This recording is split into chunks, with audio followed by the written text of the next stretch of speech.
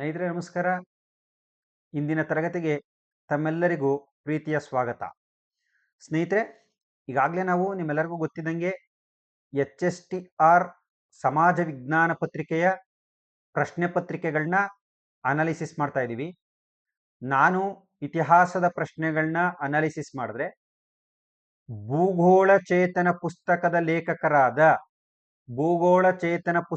ಲೇಖಕರಾದ Anand sir ಅವರು geography questions ಯಾಕಂದ್ರೆ ಅವ್ರು ಜಿಯೋಗ್ರಫಿ ಎಕ್ಸ್ಪರ್ಟ್, ಜಿಯೋಗ್ರಫಿ ಕ್ವಶನ್ಸ್ ನ ಅನಾಲಿಸಿಸ್ ಮಾಡ್ತಿದ್ದಾರೆ. ದಯಮಾಡಿ ನಂದೊಂದು ಸಿನ್ಸಿಯರ್ ರಿಕ್ವೆಸ್ಟ್, ಎಕ್ಸಾಮ್ ಆದ್ಮೇಲೆ ಸಫರ್ ಮಾಡಬೇಡ್ರಿ. ಯಾರು ಈ ಪ್ರಶ್ನೆ ಪತ್ರಿಕೆಗಳನ್ನ ಅನಾಲಿಸಿಸ್ ಅನ್ನ ನೋಡ್ತೀರಾ, HSTR ಮತ್ತು GPSTR ವಿದ್ಯಾರ್ಥಿಗಳು, ಖಂಡಿತವಾಗಿ ನಿಮ್ಗೆ ಅನುಕೂಲ ಆಗುತ್ತೆ. ಯಾಕಂದ್ರೆ ನಾವು 12-15 ಏನ್ ಎಕ್ಸಾಮ್ಗಳು ನಡೆದಿವೆ ಆ ಪೇಪರ್ಗಳನ್ನ ಮಾಡೆಲ್ ಆಗಿ ಇಟ್ಕೊಂಡು 2026ಕ್ಕೆ ಇದೇ ಟಾಪಿಕ್ ನ ಯಾವ ರೀತಿ ಪ್ರಶ್ನೆ ಕೇಳ್ಬೋದು ಅಂತ ಡಿಸ್ಕಸ್ ಮಾಡ್ತಾ ಹೋಗ್ತೀವಿ. ಹಾಗಾಗಿ ಇದರ ಸದುಪಯೋಗವನ್ನ ಪಡ್ಕೊಳ್ಳಿ. ಮತ್ತು ಈ ಭೂಗೋಳ ಚೇತನ ಪುಸ್ತಕ ಅದ್ಭುತವಾದಂತ ಕಂಟೆಂಟ್ ಅನ್ನ ಹೊಂದಿರತಕ್ಕಂಥ ಪುಸ್ತಕ. ಯಾಕಂದ್ರೆ ಅದಿನ್ನ ಮಾರ್ಕೆಟ್ ಅಲ್ಲಿ ಹೊಸ ಪುಸ್ತಕ ಆಗಿರೋದ್ರಿಂದ ಅದ್ರ ಬಗ್ಗೆ ಪರಿಚಯ ಕಡಿಮೆ ಇದೆ. ಒಂದು ಬಾರಿ ನೀವು ತೆಗೆದುಕೊಂಡು ಓದಿ, ನಿಮ್ಗೆ ಇಷ್ಟ ಆದ್ರೆ, ಕಂಟೆಂಟ್ ತುಂಬಾ ಚೆನ್ನಾಗಿತ್ತು ಅಂದ್ರೆ ನಿಮ್ಮ ಸ್ನೇಹಿತರುಗಳಿಗೆ ರೆಫರ್ ಮಾಡಿ ಅಂತ ಹೇಳ್ತಾ, ಈಗಾಗಲೇ ನಾನು 2015ರ HSTR ಪ್ರಶ್ನೆ ಪತ್ರಿಕೆಯ ಇತಿಹಾಸದ ಪ್ರಶ್ನೆಗಳನ್ನ ಡಿಸ್ಕಸ್ ಮಾಡಿದ್ದೀನಿ. ಕೇವಲ ಇದು HSTR GPSTR ವಿದ್ಯಾರ್ಥಿಗಳಿಗಷ್ಟೇ ಅಲ್ಲ, PC ಇಂದ ಹಿಡಿದು IAS ವರೆಗೂ ಯಾವ ವಿದ್ಯಾರ್ಥಿಗಳು ಬೇಕಾದ್ರೂ ನೋಡ್ಬೋದು. ಯಾಕಂದ್ರೆ ಇತಿಹಾಸದ ಪ್ರಶ್ನೆಗಳನ್ನ ನಾನು ಡಿಸ್ಕಸ್ ಮಾಡ್ತಾ ಇದ್ದೀನಿ. ಮೆಥಡಾಲಜಿನ ಈ ಸರಣಿ ವಿಡಿಯೋಗಳು ಮುಗಿದ ನಂತರ ನಾನು ಡಿಸ್ಕಸ್ ಮಾಡ್ತೀನಿ.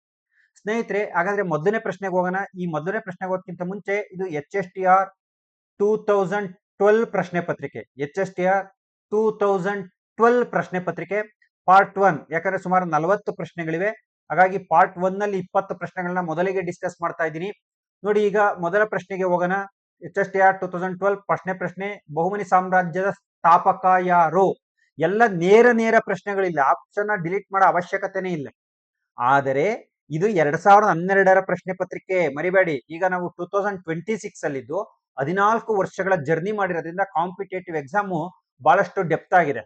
ಸೊ ಸ್ನೇಹಿತರೆ, ಹಾಗಾಗಿ ಇದಕ್ಕೆ ನೇರವಾದಂತ ಉತ್ತರ, ಬಹುಮನಿ ಸಾಮ್ರಾಜ್ಯದ ಸ್ಥಾಪಕರು ಅಲ್ಲಾವುದ್ದೀನ್ ಹಸನ್ ಗಂಗು ಬಹಮಂಚ ಅಂತ. ಅಲ್ಲಾವುದ್ದೀನ್ ಹಸನ್ ಗಂಗು ಬಹಮಂಚ ಅಂತ. ಸೊ ಇದೇ ಟಾಪಿಕ್ ಗೆ ಸಂಬಂಧಪಟ್ಟಂತೆ 2026ರಲ್ಲಿ ಪ್ರಶ್ನೆಗಳನ್ನ ಕೇಳಿದ್ರೆ, ಅದು ಯಾವುದೇ ಎಕ್ಸಾಮ್ ಇರ್ಬೋದು, not only HSTR GPSTR, PCPSI FDSD ಯಾವುದೇ ಇರ್ಬೋದು, ಯಾವ ರೀತಿ ಕೇಳ್ಬೋದು ಅಂದ್ರೆ, ನೋಡಿ, ಅಲ್ಲಾವುದ್ದೀನ್ ಹಸನ್ ಗಂಗು ಬಹಮಂಚ ಮೊದಲಿಗೆ ಮೂಲತಃ ಪರ್ಷಿಯಾದ ಬಹಮನ್ ಪ್ರಾಂತ್ಯದಿಂದ ಬಂದವನು. ಹಾಗಾಗಿ ಈತ ಸ್ಥಾಪಿಸಿದಂತ ಸಂತತಿಗೆ ಬಹುಮನಿ ಸಾಮ್ರಾಜ್ಯ ಅಂತ ಕರಿತೀವಿ. ಮೂಲತಃ ಇವರ ಮೂಲ ಪರ್ಷಿಯಾದ ಬಹುಮನ್ ಪ್ರಾಂತ್ಯ. ಈತ ಬಾಲ್ಯದಲ್ಲಿದ್ದಾಗ ದೆಹಲಿಯ ಗಂಗು ಎಂಬ ಬ್ರಾಹ್ಮಣನ ಬಳಿ ಸೇವೆ ಮಾಡಿದ್ರಿಂದ ಅಲ್ಲಾವುದ್ದೀನ್ ಹಸನ್ ಗಂಗು ಎಂಬ ಹೆಸರು ಬಂದಿರತಕ್ಕಂಥದ್ನು ಕೂಡ ನಾವು ನೋಡ್ತಾ ಹೋಗ್ತೀವಿ. ಈತ ತದನಂತರದಲ್ಲಿ ದೌಲತಾಬಾದ್ ಅಥವಾ ದೇವಗಿರಿಗೆ ಬಂದು ದೇವಗಿರಿಯ ಅಮೀರರ ಪರವಾಗಿ ಹೋರಾಟವನ್ನ ಮಾಡ್ತಾನೆ ಮೊಹಮ್ಮದ್ ಬಿನ್ ತುಗ್ಲಕ್ನ ವಿರುದ್ಧ. ಬಹುತೇಕ ಅಮೀರರು ಮೊಹಮ್ಮದ್ ಬಿನ್ ತುಗ್ಲಕ್ನ ವಿರುದ್ಧದ ಹೋರಾಟದಲ್ಲಿ ಮರಣವನ್ನ ಹೊಂದಿದಾಗ, ಮೊಹಮ್ಮದ್ ಬಿನ್ ತುಗ್ಲಕ್ ದೆಹಲಿಯ ಆಂತರಿಕ ತುರ್ತು ಪರಿಸ್ಥಿತಿಯಿಂದ ಹಿಂತಿರುಗಿದಾಗ ದೇವಗಿರಿಯಿಂದ ಈತ ದೇವಗಿರಿಯಿಂದ ತಪ್ಪಿಸ್ಕೊಂಡು ಓಡಿ ಬಂದು ಕಲ್ಬುರ್ಗಿಯಲ್ಲಿ, ನೋಡಿ ಎಲ್ಲಿಂದ ಬಂದು ಕೇಳಿದರೆ, ಇದನ್ನು ಎಕ್ಸಾಮ್ ಅಲ್ಲಿ KPSC ಗ್ರೂಪ್ಸ್ ಇಲ್ಲಿ HSTR GPSTR ಹುಡುಗರು ಈ ಇತಿಹಾಸದ ಸರಣಿಗಳನ್ನ ನೋಡಿದ್ರೆ 100% ನಾನು ಬರ್ಕೊಡ್ತೀನಿ. ಒಂದ್ 40 ಕ್ವಶನ್ ಅಟ್ಲೀಸ್ಟ್ ಒಂದು 20-25 ಕ್ವಶನ್ ನಾನು ಹೇಳಿರೋ ಬಂದೇ ಇರ್ತವೆ, ಬರೀ ವಿಡಿಯೋಗಳನ್ನ ನೋಡಿದ್ರೆ ನಾನು ಹೇಳ್ತಾ ಇರೋದು. ಇದ್ರ ಜೊತೆಗೆ ಸ್ಪರ್ಧಾ ಇತಿಹಾಸ ಪುಸ್ತಕವನ್ನ ತೆಗೆದುಕೊಂಡು ಕೊನೆಯ ಕ್ಷಣದಲ್ಲಿ ನೀವು ರಿವಿಷನ್ ಮಾಡ್ಕೊಂಡ್ರೆ ಸಾಕು. 570 ಪೇಜ್ ಇದೆ. ದಿನ ಒಂದು 50-50 ಪೇಜ್ ಓದಿರೋ 10 ದಿವಸಕ್ಕೆ ಮುಗಿಸ್ಬಿಡ್ಬೋದು. ಹಿಸ್ಟ್ರಿ ಮೆಥಡ್ ಹುಡುಗರಿಗಂತೂ ತುಂಬಾ ಅನುಕೂಲ ಆಗುತ್ತೆ. ಕಲಬುರ್ಗಿ, ನೀವೇನು 8th 9th 10th ಹಿಸ್ಟ್ರಿ ಏನು ಓದೋ ಅವಶ್ಯಕತೆ ಇಲ್ಲ. ಅಲ್ಲಿ ಎಕನಾಮಿಕ್ಸ್ ಬಿಸ್ನೆಸ್ ಸ್ಟಡೀಸ್ ಎಲ್ಲ ಬೇಕಾದ್ರೆ ನೋಡ್ಕೊಂಡಿವ್ರಂತೆ. ಯಾಕಂದ್ರೆ ಇತಿಹಾಸಕ್ಕೆ ಸ್ಪರ್ಧಾ ಇತಿಹಾಸ ಪುಸ್ತಕ 8th 9th 10th ಎಲ್ಲ ಪುಸ್ತಕ ನೋಡೇ ಕವರ್ ಮಾಡಿರೋದು. ಕಲಬುರ್ಗಿಯಲ್ಲಿ ನೋಡಿ, ಈತ ಕಲಬುರ್ಗಿಯಲ್ಲಿ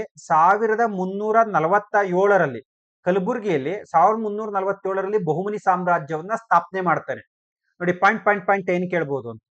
ಈತನ ಬಹಳ ಮುಖ್ಯವಾಗಿರ್ತಕ್ಕಂಥದ್ದು ಏನಪ್ಪಾ ಅಂದ್ರೆ, ಇಲ್ಲಿ ಬಹಳ ಮುಖ್ಯವಾಗಿರ್ತಕ್ಕಂಥದ್ದು, ಈತನಿಗೆ ಆರಂಭದಲ್ಲಿ ನೆರವಾದಂತ ಮಂತ್ರಿ ಯಾರು ಅಂತ ಎಕ್ಸಾಮ್ ಅಲ್ಲಿ ಕೇಳಿದರೆ, ESI ಎಕ್ಸಾಮ್ ಅಲ್ಲಿ ಮಾಲಿಕ್ ಸೈಫುದ್ದೀನ್ ಗೋರಿ, ಎಲ್ಲ ಮೊಹಮ್ಮದ್ ಗವಾನ್ ಬರಿಬಾರ್ದು, ಮಾಲಿಕ್ ಸೈಫುದ್ದೀನ್ ಗೋರಿ ಅಂತಕ್ಕಂಥವನು ಆರಂಭದಲ್ಲಿ ಈತನ ಆಡಳಿತದಲ್ಲಿ ನೆರವಾಗ್ತಾನೆ.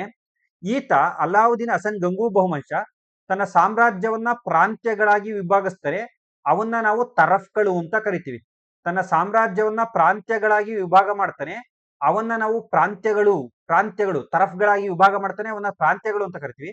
ಒಟ್ಟಾರೆ ಇವನ ಆಳ್ವಿಕೆಯಲ್ಲಿ 4 ಪ್ರಾಂತ್ಯಗಳು ಕೇಳ್ಬಿಡ್ತಾರೆ ಬೇಕಾದ್ರೆ 4 ಪ್ರಾಂತ್ಯಗಳಿರ್ತಕ್ಕಂಥದ್ದನ್ನ ನೋಡ್ತೀವಿ. ಈತ ಬಹಳ ಮುಖ್ಯವಾಗಿರ್ತಕ್ಕಂಥದ್ದು ನೋಟ್ ಮಾಡ್ಕೊಳ್ರಿ ಪಾಯಿಂಟ್ ನ. ಈ ಬಹುಮನಿ ಸಾಮ್ರಾಜ್ಯ ಸ್ಥಾಪನೆಯ ಬಗ್ಗೆ ಅಲ್ಲಾವುದ್ದೀನ್ ಹಸನ್ ಗಂಗು ಬಹುಮಾನ್ ಶಾನ ಬಗ್ಗೆ ಹೆಚ್ಚು ಮಾಹಿತಿಯನ್ನ ಕೊಟ್ಟಂತ ಕೃತಿ ಇಸಾಮಿ. ಕೇಳಿಸ್ಕೊಳ್ರಿ, ಇಸಾಮಿ ಬರೆದಿರುವ ಫುತುಹ್ ಉಸ್ ಸಲಾತಿನ್, ಫುತುಹ್ ಉಸ್ ಸಲಾತಿನ್ ಅಂತಕ್ಕಂಥ ಕೃತಿ. ಮರಿಬಾರ್ದು ಇದನ್ನ, ಫುತುಹ್ ಉಸ್ ಸಲಾತಿನ್ ಅಂತ ಕೃತಿ. ಈಗ 2026ರಲ್ಲಿ ಏನ್ ಮಾಡ್ತಾರೆ, ಈ ಎಲ್ಲಾ ಕಂಟೆಂಟ್ ಗಳನ್ನ ಆಯ್ಕೆ ಮಾಡ್ಕೊಂಡು ಹೇಳಿಕೆ 1 ಸರಿ, ಹೇಳಿಕೆ 2 ಸರಿ, ಹೇಳಿಕೆ 3 ಸರಿ, ಹೇಳಿಕೆ 4 ಸರಿ ಈ ರೀತಿಯಾಗಿ ಕೇಳುವ ಸಾಧ್ಯತೆ ಇರುತ್ತೆ.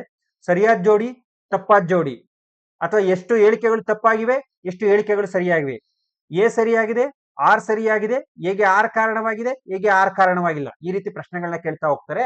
ನೀವು ನೆನಪಿರ್ಲಿ, HSTR GPSTR ಎಕ್ಸಾಮ್ ಬರೀತಿರೋ ಹುಡುಗರು ನೀವು 6ರಿಂದ 10ನೇ ತರಗತಿಗೆ ಪಾಠ ಮಾಡಿದ್ರು ಕೂಡ ಆ ರೇಂಜಿನ ನಾಲೆಡ್ಜ್ ಪ್ರಶ್ನೆ ಕೇಳ್ತಾರೆ ಅಂತ ಭಾವಿಸ್ಕೊಂಡು ಹಳೇ ಎಕ್ಸಾಮ್ ಪ್ಯಾಟರ್ನ್, ಹಳೇ ಈ ತರದ ಕ್ವಶನ್ ಪೇಪರ್ ಗಳನ್ನ ನೋಡ್ಕೊಂಡು ಅಷ್ಟಕ್ಕೆ ಸೀಮಿತ ಆಗಿ ಹೋಗ್ಬೇಡ್ರಿ. 10-11 ವರ್ಷಗಳಾದ್ಮೇಲೆ HSTR ನೋಟಿಫಿಕೇಶನ್ ಆಗಿದೆ, ಮತ್ತೆ 11 ವರ್ಷಕ್ಕೆ ನೀವು ಎಕ್ಸ್ಪೈರ್ಡ್ ಆಗ್ಬಿಟ್ಟಿರ್ತೀರ, ಐ ಮೀನ್ ಎಕ್ಸಾಮ್ ಇಂದ. ಅಷ್ಟೊತ್ತಿಗೆ ನಿಮ್ಗೆ 11 ಬ್ಯಾಚ್ಗಳು ಬೇರೆ BEd ಬ್ಯಾಚ್ಗಳು ಬಂದಿರ್ತವೆ. ಸೊ ಹಾಗಾಗಿ ದಯಮಾಡಿ ಗಮನ ಇಟ್ಟು ನೋಡ್ರಿ, ಡೆಪ್ತ್ ಆಗಿ ಓದ್ಕೊಳ್ರಿ. ಯಾಕಂದ್ರೆ ನೀವು ಡಿಗ್ರಿ ಕಂಪ್ಲೀಟ್ ಮಾಡಿರ್ತಕ್ಕಂಥ ಹುಡುಗರು, ಶಿಕ್ಷಕರಾಗಿ ಬರ್ತಕ್ಕಂಥ ಹುಡುಗರು, 2026ರಲ್ಲಿ ಪ್ರಶ್ನೆಗಳು ಅತಿ ಡೆಪ್ತ್ ಇರ್ತವೆ. ಬರ್ದಿಟ್ಕೊಳ್ರಿ, HSTR GPSTR ಹುಡುಗರು ಎದುರಿಸ್ತಾ ಇಲ್ಲ ನಾನು, ತುಂಬಾ ಡೆಪ್ತ್ ಇರ್ತವೆ. ಬಹಳ ಜನ ನನಗೆ ಫೀಡ್ಬ್ಯಾಕ್ ಕೇಳ್ತಾರೆ, ಸರ್ 8th 9th 10th ಪುಸ್ತಕ ಓದ್ತಾ ಇದೀವಿ ಸಾಕಲ್ಲ, ಹಳೆ ಕ್ವಶನ್ ಪೇಪರ್ ಗಳೆಲ್ಲ ಹಂಗೆ ಅವೆ ಅಂತ. ಯಾರು ನನ್ನ ಕಾಂಟ್ಯಾಕ್ಟ್ ಅಲ್ಲಿ ಇದೀರೋ ಅವ್ರಿಗೆ ನಾನು ಖಂಡಿತವಾಗಿ ಗೈಡ್ ಮಾಡಿದೀನಿ. ಯಾವುದೇ ಕಾರಣಕ್ಕೂ HSTR GPSTR ಮೈ ಮರ್ತ್ರಿ, ನೆಕ್ಸ್ಟ್ ನಿಮ್ ಲೈಫ್ ಅಲ್ಲಿ ನೀವು ಸಫರ್ ಮಾಡ್ತೀರಾ. ಯಾಕಂದ್ರೆ BEd ಮಾಡಿ ಈಗಾಗಲೇ ಸಾಕಷ್ಟು ಸಫರ್ ಮಾಡಿದೀರಾ, ಮತ್ತು ಸಫರ್ ಮಾಡ್ತೀರಾ ಲೈಫ್ ಅಲ್ಲಿ, ಯಾಕಂದ್ರೆ BEd ಮಾಡುದು ಅಂತ. ಅದಕ್ಕೆ ಡೆಪ್ತ್ ಆಗಿ ಓದ್ಕೊಳ್ರಿ, ಕಣ್ಣು ಮುಚ್ಚಬಾರ್ದು. ಈ ಒಂದ್ 2-3 ತಿಂಗಳು ಲೈಫ್ ಟೈಮ್ ಸುಖವಾಗಿರ್ಬೋದು. ಓಕೆ, ಈ ದೇಶದ ಪ್ರಧಾನಿಗಳು, ರಾಜ್ಯದ ಮುಖ್ಯಮಂತ್ರಿಗಳು ನಾವು 3 ಗಂಟೆ 4 ಗಂಟೆ ನಿದ್ದೆ ಮಾಡಿ 2 ಅವರ್ ನಿದ್ದೆ ಮಾಡಲ್ಲ ಅಂತ ಹೇಳ್ತಾರೆ ನೋಡಿ. ಆತರ ಅವ್ರ ಜವಾಬ್ದಾರಿ ಬಂದಾದ್ಮೇಲೆ, ಉನ್ನತವಾದದ್ದನ್ನ ಸಾಧಿಸಿದ ಮೇಲೆ, ನೀವಿನ್ನೂ ಉನ್ನತವಾದದ್ದನ್ನ ಸಾಧಿಸೋದು ಬಹಳ ಇದೆ. ಸೊ ಆ ಕಾರಣಕ್ಕಾಗಿ ಒಂದ್ 2-3 ಗಂಟೆ ನಿದ್ದೆ ಮಾಡಿರೋ ಪರವಾಗಿಲ್ಲ, ಡೆಪ್ತ್ ಆಗಿ ಹೋದ್ರಿ. ಒಂದ್ ಅವಕಾಶ ಬಿಡಬೇಡ್ರಿ. ಸೊ ಸ್ನೇಹಿತರೆ, ನೆಕ್ಸ್ಟ್ ಈಗ ಬಹುಮನಿಯ ಕಲೆ ಇದಾಗಿತ್ತು. 2012 HSTR ಅಲ್ಲಿ ಕೇಳಿದರೆ ಬಹುಮನಿಯ ಕಲೆ ಇದಾಗಿತ್ತು. ಸಮಕಾಲೀನ ಕಲೆ, ಬಿದ್ರಿ ಕಲೆ, ಕಾಶ್ಮೀರಿ ಕಲೆ, ಇಂಡೋ ಕಲೆ. ಬಹುಮನಿ ಸುಲ್ತಾನರದು ಇಂಡೋ ಪರ್ಷಿಯನ್ ಕಲೆ ಕೂಡ ಇತ್ತು, ಇಲ್ಲ ಅಂತ ಅಲ್ಲ. ಆದ್ರೆ ಬಹುಮನಿ ಸುಲ್ತಾನರ ಕಾಲದಲ್ಲಿ ಅತಿ ಪ್ರಖ್ಯಾತವಾದಂತ ಕಲೆ, ಹೊಸದಾಗಿ ಪರಿಚಯವಾದಂತ ಕಲೆ ಬಿದ್ರಿ ಕಲೆ ಸರಿಯಾದಂತ ಉತ್ತರ. ಸರಿ, ಏನು ಬಿದರಿ ಕಲೆ ಅಂದ್ರೆ ನೋಡಿ, ಇದ್ರ ಬಗ್ಗೆ ಈಗ 2026ರಲ್ಲಿ ಹೆಂಗ್ ಪ್ರಶ್ನೆ ಕೇಳ್ತಾರೆ ನೋಡಿ. 2026ರಲ್ಲಿ ಇದು ಮೂಲತಃ ಯಾವ ಪ್ರಾಂತ್ಯದ್ದು ಅಂತ ಕೇಳ್ತಾರೆ. ಪರ್ಷಿಯಾದಲ್ಲಿ ಪರಿಚಯ ಮಾಡಿದಂತ ಕಲೆಯನ್ನ ಇದು ಬಿದ್ರಿ ಕಲೆ. ಬಿದ್ರಿ ಕಲೆ ಫ್ಯೂಚರ್ ಸ್ಟಾರ್ಟ್ ಆಗಿದ್ದು ಪರ್ಷಿಯಾದಲ್ಲಿ. ಸೊ ಇದು ಬೀದರ್ನಲ್ಲಿ ಪರಿಚಯ ಆಗಿದ್ರಿಂದ, ಬೀದರ್ನಲ್ಲಿ ಬೆಳಕಿಗೆ ಬಂದ್ರಿಂದ ಇದನ್ನ ಬಿದ್ರಿ ಕಲೆ ಅಂತ ಕರಿತೀವಿ. ಬೀದರ್ನಲ್ಲಿ ಬೆಳಕಿಗೆ ಬಂದಿದ್ರಿಂದ ಬೀದರಿ ಕಲೆ ಅಂತೀವಿ. ಮನೆ KPSC ಗ್ರೂಪ್ ಸಿ ಕೇಳಿದರೆ ಪರ್ಷಿಯಾದ ಯಥಾವತ್ ಮಾಡೆಲ್ ಅನ್ನ ನಾವು ಸ್ವೀಕರಿಸ್ತಿಲ್ಲ. ನಮ್ಮ ಶಿಲ್ಪಿಗಳು ನಾವೀನ್ಯತೆ ಅಂದ್ರೆ ಹೊಸ ರೂಪವನ್ನ ಕೊಡ್ತಾರೆ ಈ ಬಿದ್ರಿ ಕಲೆಗೆ. ಪರ್ಷಿಯಾದಲ್ಲಿ ಪ್ರಾರಂಭವಾದಂತ ಈ ಬಿದ್ರಿ ಕಲೆಗೆ ಹೊಸ ರೂಪವನ್ನ ಕೊಡ್ತಾರೆ. ಕೇಳಿದರೆ ಈ ಪಾಯಿಂಟ್ ಮೆನ್ಷನ್ ಮಾಡಿದ್ದಾರೆ, ಹೊಸ ರೂಪವನ್ನ ಕೊಡ್ತಾರೆ. ಸೊ ಇಲ್ಲಿ ಗಮನಿಸಬೇಕಾದಂತದ್ದು ಏನಪ್ಪಾ ಅಂಶ ಅಂದ್ರೆ, ತಾಮ್ರ ಮತ್ತು ಸತುಗಳ ಮಿಶ್ರಲೋಹ, ತಾಮ್ರ ಮತ್ತು ಸತುಗಳ ಮಿಶ್ರಲೋಹದಲ್ಲಿ ತಯಾರಿಸಿದಂತ ಕಲೆ ಇದು.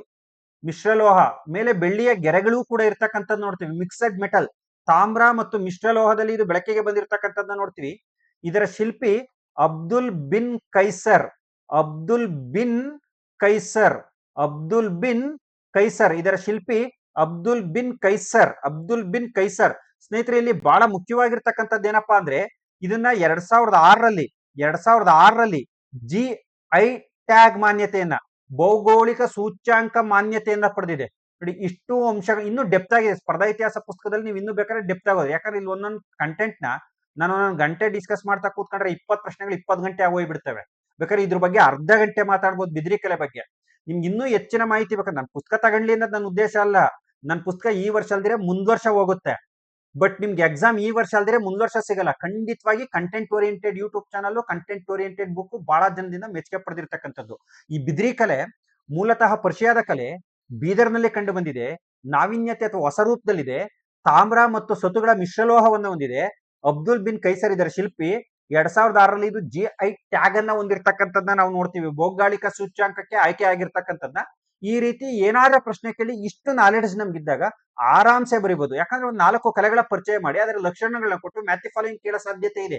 ಈ ಕೆಳಗಿನ ಯಾವುದು ಬಿದರಿ ಕಲೆಯ ಲಕ್ಷಣ ಅಲ್ಲ ಅಂತ ಕೇಳೋ ಸಾಧ್ಯತೆ ಇದೆ. ಈ ಕೆಳಗಿನ ಯಾವುದು ಬಿದರಿ ಕಲೆಯ ಲಕ್ಷಣ ಅಂತ ಕೇಳುವ ಸಾಧ್ಯತೆಗಳಿದೆ. ಯಾರ್ಯಾರು ವಿಡಿಯೋ ನೋಡ್ತಾ ಇದ್ದೀರಾ, ನಿಜವಾಗ್ಲೂ ನಾನು ಪ್ರಶ್ನೆ ಪತ್ರಿಕೆ ಅನಾಲಿಸಿಸ್ ಮಾಡ್ತಕ್ಕಂಥದ್ದು ನಿಮ್ಗೆ ಇಷ್ಟ ಆಗಿದ್ರೆ ದಯಮಾಡಿ ನೀವು ನನಗೇನು ಎಲ್ಪ್ ಮಾಡಬೇಡ್ರಿ. ಇದನ್ನ ದುಡ್ಡು ಕೊಟ್ಟು ಪರ್ಚೇಸ್ ಮಾಡೋ ಅವಶ್ಯಕತೆ ಅಂತೂ ಇಲ್ವೇ ಇಲ್ಲ. ಯೂಟ್ಯೂಬ್ ಅಲ್ಲಿ ಫ್ರೀ ಆಗಿ ಸಿಗ್ತಾ ಇದೆ. ದಯಮಾಡಿ ನಿಮ್ಮ ಸ್ನೇಹಿತರುಗಳಿಗೆ ಶೇರ್ ಮಾಡಿ. ನನ್ನ ಕಾರ್ಯ ಹೆಚ್ಚು ಜನಕ್ಕೆ ರೀಚ್ ಆಗ್ಲಿ. ನನಗೂ ಒಂದು ಸಂತೋಷ ಇರುತ್ತೆ. ನಾ ಮಾಡಿದ ಕೆಲಸ ಹೆಚ್ಚು ಜನಕ್ಕೆ ರೀಚ್ ಆದ್ರೆ ಒಂದು ಸಂತೋಷ ಇರುತ್ತಲ್ಲ. ನೀವು ಕಷ್ಟಪಟ್ಟು ಓದಿದಾಗ ಅಪಾಯಿಂಟ್ ಆದ್ರೆ ತಾನೇ ಖುಷಿ. 0.5 ಅಲ್ಲಿ ಹೋದ್ರೆ ಬೇಜಾರಾಗಲ್ವಾ? 0.5 ಅಲ್ಲಿ ಹೋದ್ರೆ ಬೇಜಾರಾಗಲ್ವಾ? ಮನೆಯಲ್ಲ ನಾವು ಒಂದು ಫಂಕ್ಷನ್ ಮಾಡಿ ಜನ ಕರಿತೀವಿ, ಜಾಸ್ತಿ ಜನ ಬಂದ್ರೆ ತಾನೇ ನಮಗೆ ಖುಷಿ. ಅದೇ ತರ ಈ ವಿಡಿಯೋ ಶೇರ್ ಆದ್ರೆ, ಹೆಚ್ಚು ಜನ ನೋಡಿದ್ರೆ ನನ್ ಕೆಲಸ ಮಾಡಕ್ಕೆ ಇನ್ನೂ ಇನ್ಸ್ಪೈರ್ ಆಗುತ್ತೆ. ಅರ್ಥ ಆಯ್ತಾ? ಓಕೆ, ಇದಾದ್ಮೇಲೆ ಬಹಳ ಮುಖ್ಯವಾಗಿರ್ತಕ್ಕಂಥದ್ದು, ಮೊಘಲರ ಸಾಮ್ರಾಜ್ಯವನ್ನು ಮೊದಲ ಬಾರಿಗೆ ಪ್ರಾಂತ್ಯಗಳಾಗಿ ವಿಂಗಡಿಸಿದವರು ಯಾರು? ಇದು 2012 HSTR ಅಲ್ಲಿ ಇದೊಂದು ಪ್ರಶ್ನೆ ಬಂದಿದೆ. ಮೊಘಲ ನೋಡಿ, ಈಗ 2 ಬಹುಮನಿ ಸಾಮ್ರಾಜ್ಯದ ಬಗ್ಗೆ ಪ್ರಶ್ನೆ ಅದು. ಟೀಚರ್ಸ್ ಎಕ್ಸಾಮ್ ಅಲ್ಲಿ ಮಿಡವಲ್ ಹಿಸ್ಟ್ರಿ, ಮಿಡವಲ್ ಕರ್ನಾಟಕದ ಬಗ್ಗೆ ಬಂದಿರೋದು ನಾನು ಅಬ್ಸರ್ವ್ ಮಾಡಿದ್ದೀನಿ HSTR ಅಲ್ಲಿ. ನೋಡಿ, ಬಾಬರ್ ನಿಮಗೆ ಗೊತ್ತು, ಬಾಬರ್ ಮೊಘಲ್ ಸಾಮ್ರಾಜ್ಯದ ಸ್ಥಾಪಕ. ಹುಮಾಯೂನ್ ಅದೃಷ್ಟವಂತ ಆದ್ರೂ ಲೈಫ್ ಅಲ್ಲಿ ಇವನಿಗೆ ಬರೇ ದುರಾದೃಷ್ಟವಂತನೇ ಕಾಡಿದ್ದು. ಕೊನೆಗೆ ಒಂದು ಸಮಾಧಿ ದೆಹಲಿಲಿ ಮಾಡಿದ್ರು. ಇದು exam point of very important. ಇದನ್ನ ಸಮಾಧಿ ಬಗ್ಗೆ ಬೇಕಾದ್ರೆ ಸಪರೇಟ್ ಮಾಡ್ತೀನಿ ವಿಡಿಯೋನ. ಜಹಾಂಗೀರು ಈ ತರ ಬಾಲ್ಯದ ಹೆಸರು ಸಲೀಂ, ಅಕ್ಬರ್ನ ಪ್ರೀತಿಯ ಪುತ್ರ. ಆದ್ರೆ ಸರಿಯಾದಂತ ಉತ್ತರ ಏನು ಅಂದ್ರೆ ಅಕ್ಬರ್. ಸರಿಯಾದಂತ ಉತ್ತರ ಅಕ್ಬರ್. ಸರಿಯಾದಂತ ಉತ್ತರ ಅಕ್ಬರ್. ಮೊಘಲ್ ಸಾಮ್ರಾಜ್ಯವನ್ನ ಮೊದಲ ಬಾರಿಗೆ ಪ್ರಾಂತ್ಯಗಳಾಗಿ ವಿಭಾಗ ಮಾಡಿದ್ದು ಅಕ್ಬರ್. ಅಕ್ಬರ್ನ ಕಾಲದಲ್ಲಿ ಪ್ರಾಂತ್ಯಗಳನ್ನ ಸುಬಾಗಳು ಅಂತ ಕರಿತೀವಿ. ಸುಬಾಗಳು ಅಂತ ಕರಿತೀವಿ. ಈ ಸುಬಾಗಳ ಮುಖ್ಯಸ್ಥರನ್ನ ಸುಬೇದಾರರು ಅಂತ ಕರಿತೀವಿ. ಸುಬೇದಾರರು ಅಂತ ಕರಿತೀವಿ. ಅಕ್ಬರ್ ಪ್ರಾಂತ್ಯಗಳನ್ನ ವಿಂಗಡಿಸಿದಾಗ ಆರಂಭದಲ್ಲಿ 12 ಸುಬಾಗಳಿದ್ದು. ನೋಟ್, ಮೊನ್ನೆ KPSC ಗ್ರೂಪ್ಸ್ ಇಲ್ಲಿ ಕೇಳಿದರೆ ಇತಿಹಾಸ IAS ಕಾರ ಕೇಳ್ಬೋದು, KS ಕಾರ ಕೇಳ್ಬೋದು. ಇಂಡಿಯನ್ ಹಿಸ್ಟ್ರಿ ಅಂದ್ರೆ ಇಂಡಿಯನ್ ಹಿಸ್ಟ್ರಿ.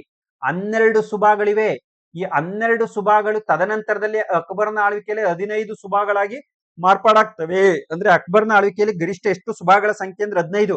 ಆರಂಭದಲ್ಲಿ ಎಷ್ಟಿದ್ದು ಸುಬಾಗಳ ಸಂಖ್ಯೆ ಅಂದ್ರೆ 12, ಅಂದ್ರೆ ಪ್ರಾಂತ್ಯಗಳ ಸಂಖ್ಯೆ. ಹಾಗಾಗಿ ಮೊಘಲ್ ಸಾಮ್ರಾಜ್ಯವನ್ನ ಮೊದಲು ಆಡಳಿತ ಘಟಕಗಳಾಗಿ ವಿಂಗಡಣೆ ಮಾಡಿದಂತ ಕೀರ್ತಿ ಅಕ್ಬರ್ಗೆ ಸಲ್ಲುತ್ತೆ. ಅಕ್ಬರ್ ತನ್ನ ಪ್ರಾಂತ್ಯಗಳನ್ನ ಸುಬಾಗಳು ಅಂತ ಕರಿತಾನೆ. ಅದರ ಮುಖ್ಯಸ್ಥರನ್ನ ಸುಬೇದಾರರು ಅಂತ ಕರಿತಾನೆ. ಒಟ್ಟು 12 ಸುಬಾಗಳಿದ್ದು ಈ ಆಳ್ವಿಕೆಯ ಅಂತ್ಯಕ್ಕೆ 15 ಸುಬಾಗಳಾಗಿರ್ತಕ್ಕಂಥದ್ದನ್ನ ನೋಡ್ತೀವಿ. ಸೊ ಹೆಚ್ಚಿನ ಅಕ್ಬರ್ನ ಪ್ರಶ್ನೆಗಳು ಇನ್ನೂ ಮುಂದೆ ಬರ್ತವೆ. ಆಗ ಬಂದಾಗ ಆಯಾ ಕಂಟೆಂಟ್ಗೆ ಅನುಕೂಲವಾಗಿ ನಾನು ಏನ್ ಮಾಡ್ತೀನಿ, ಎಕ್ಸ್ಪ್ಲೈನ್ ಮಾಡ್ತಾ ಹೋಗ್ತೀನಿ. ನಾನಿಲ್ಲಿ ಆ ಕಂಟೆಂಟ್ ಅನುಗುಣವಾಗಿ ಎಕ್ಸ್ಪ್ಲೈನ್ ಮಾಡ್ತೀನಿ. ಯಾಕಂದ್ರೆ ಅಕ್ಬರ್ ಒಬ್ರನ್ನೇ ನಾವು 4 ಅವರ್ ಡಿಸ್ಕಸ್ ಮಾಡ್ಬೋದು. ಓಕೆ ಅಲ್ವಾ? ಓದಿ, ನೀವು ಓದಿ ಒಂದ್ಸಲ ಈ ವಿಡಿಯೋ ನೋಡಿ, ನಿಮ್ಗೆ ರಿವಿಷನ್ ಆದಂಗ ಆಗುತ್ತೆ. ಈ ಕೆಳಗಿನ ವೇದಗಳಲ್ಲಿ ಯಾವುದನ್ನ ಮೊದಲು ರಚಿಸಲಾಯಿತು? ಕೆಳಗಿನ ವೇದಗಳಲ್ಲಿ ಮೊದಲು ರಚನೆಯಾದದ್ದು ಯಾವುದು? ಕೆಳಗಿನ ವೇದಗಳಲ್ಲಿ ಯಜುರ್ವೇದ ಇದೆ, ಸಾಮವೇದ ಇದೆ, ಋಗ್ವೇದ ಇದೆ, ಅಥರ್ವಣ ವೇದ ಇದೆ. ಇವು ಚತುರ್ವೇದಗಳಾಗಿರ್ತಕ್ಕಂಥದ್ದನ್ನ ನಾವು ನೋಡ್ತಾ ಹೋಗ್ತೀವಿ.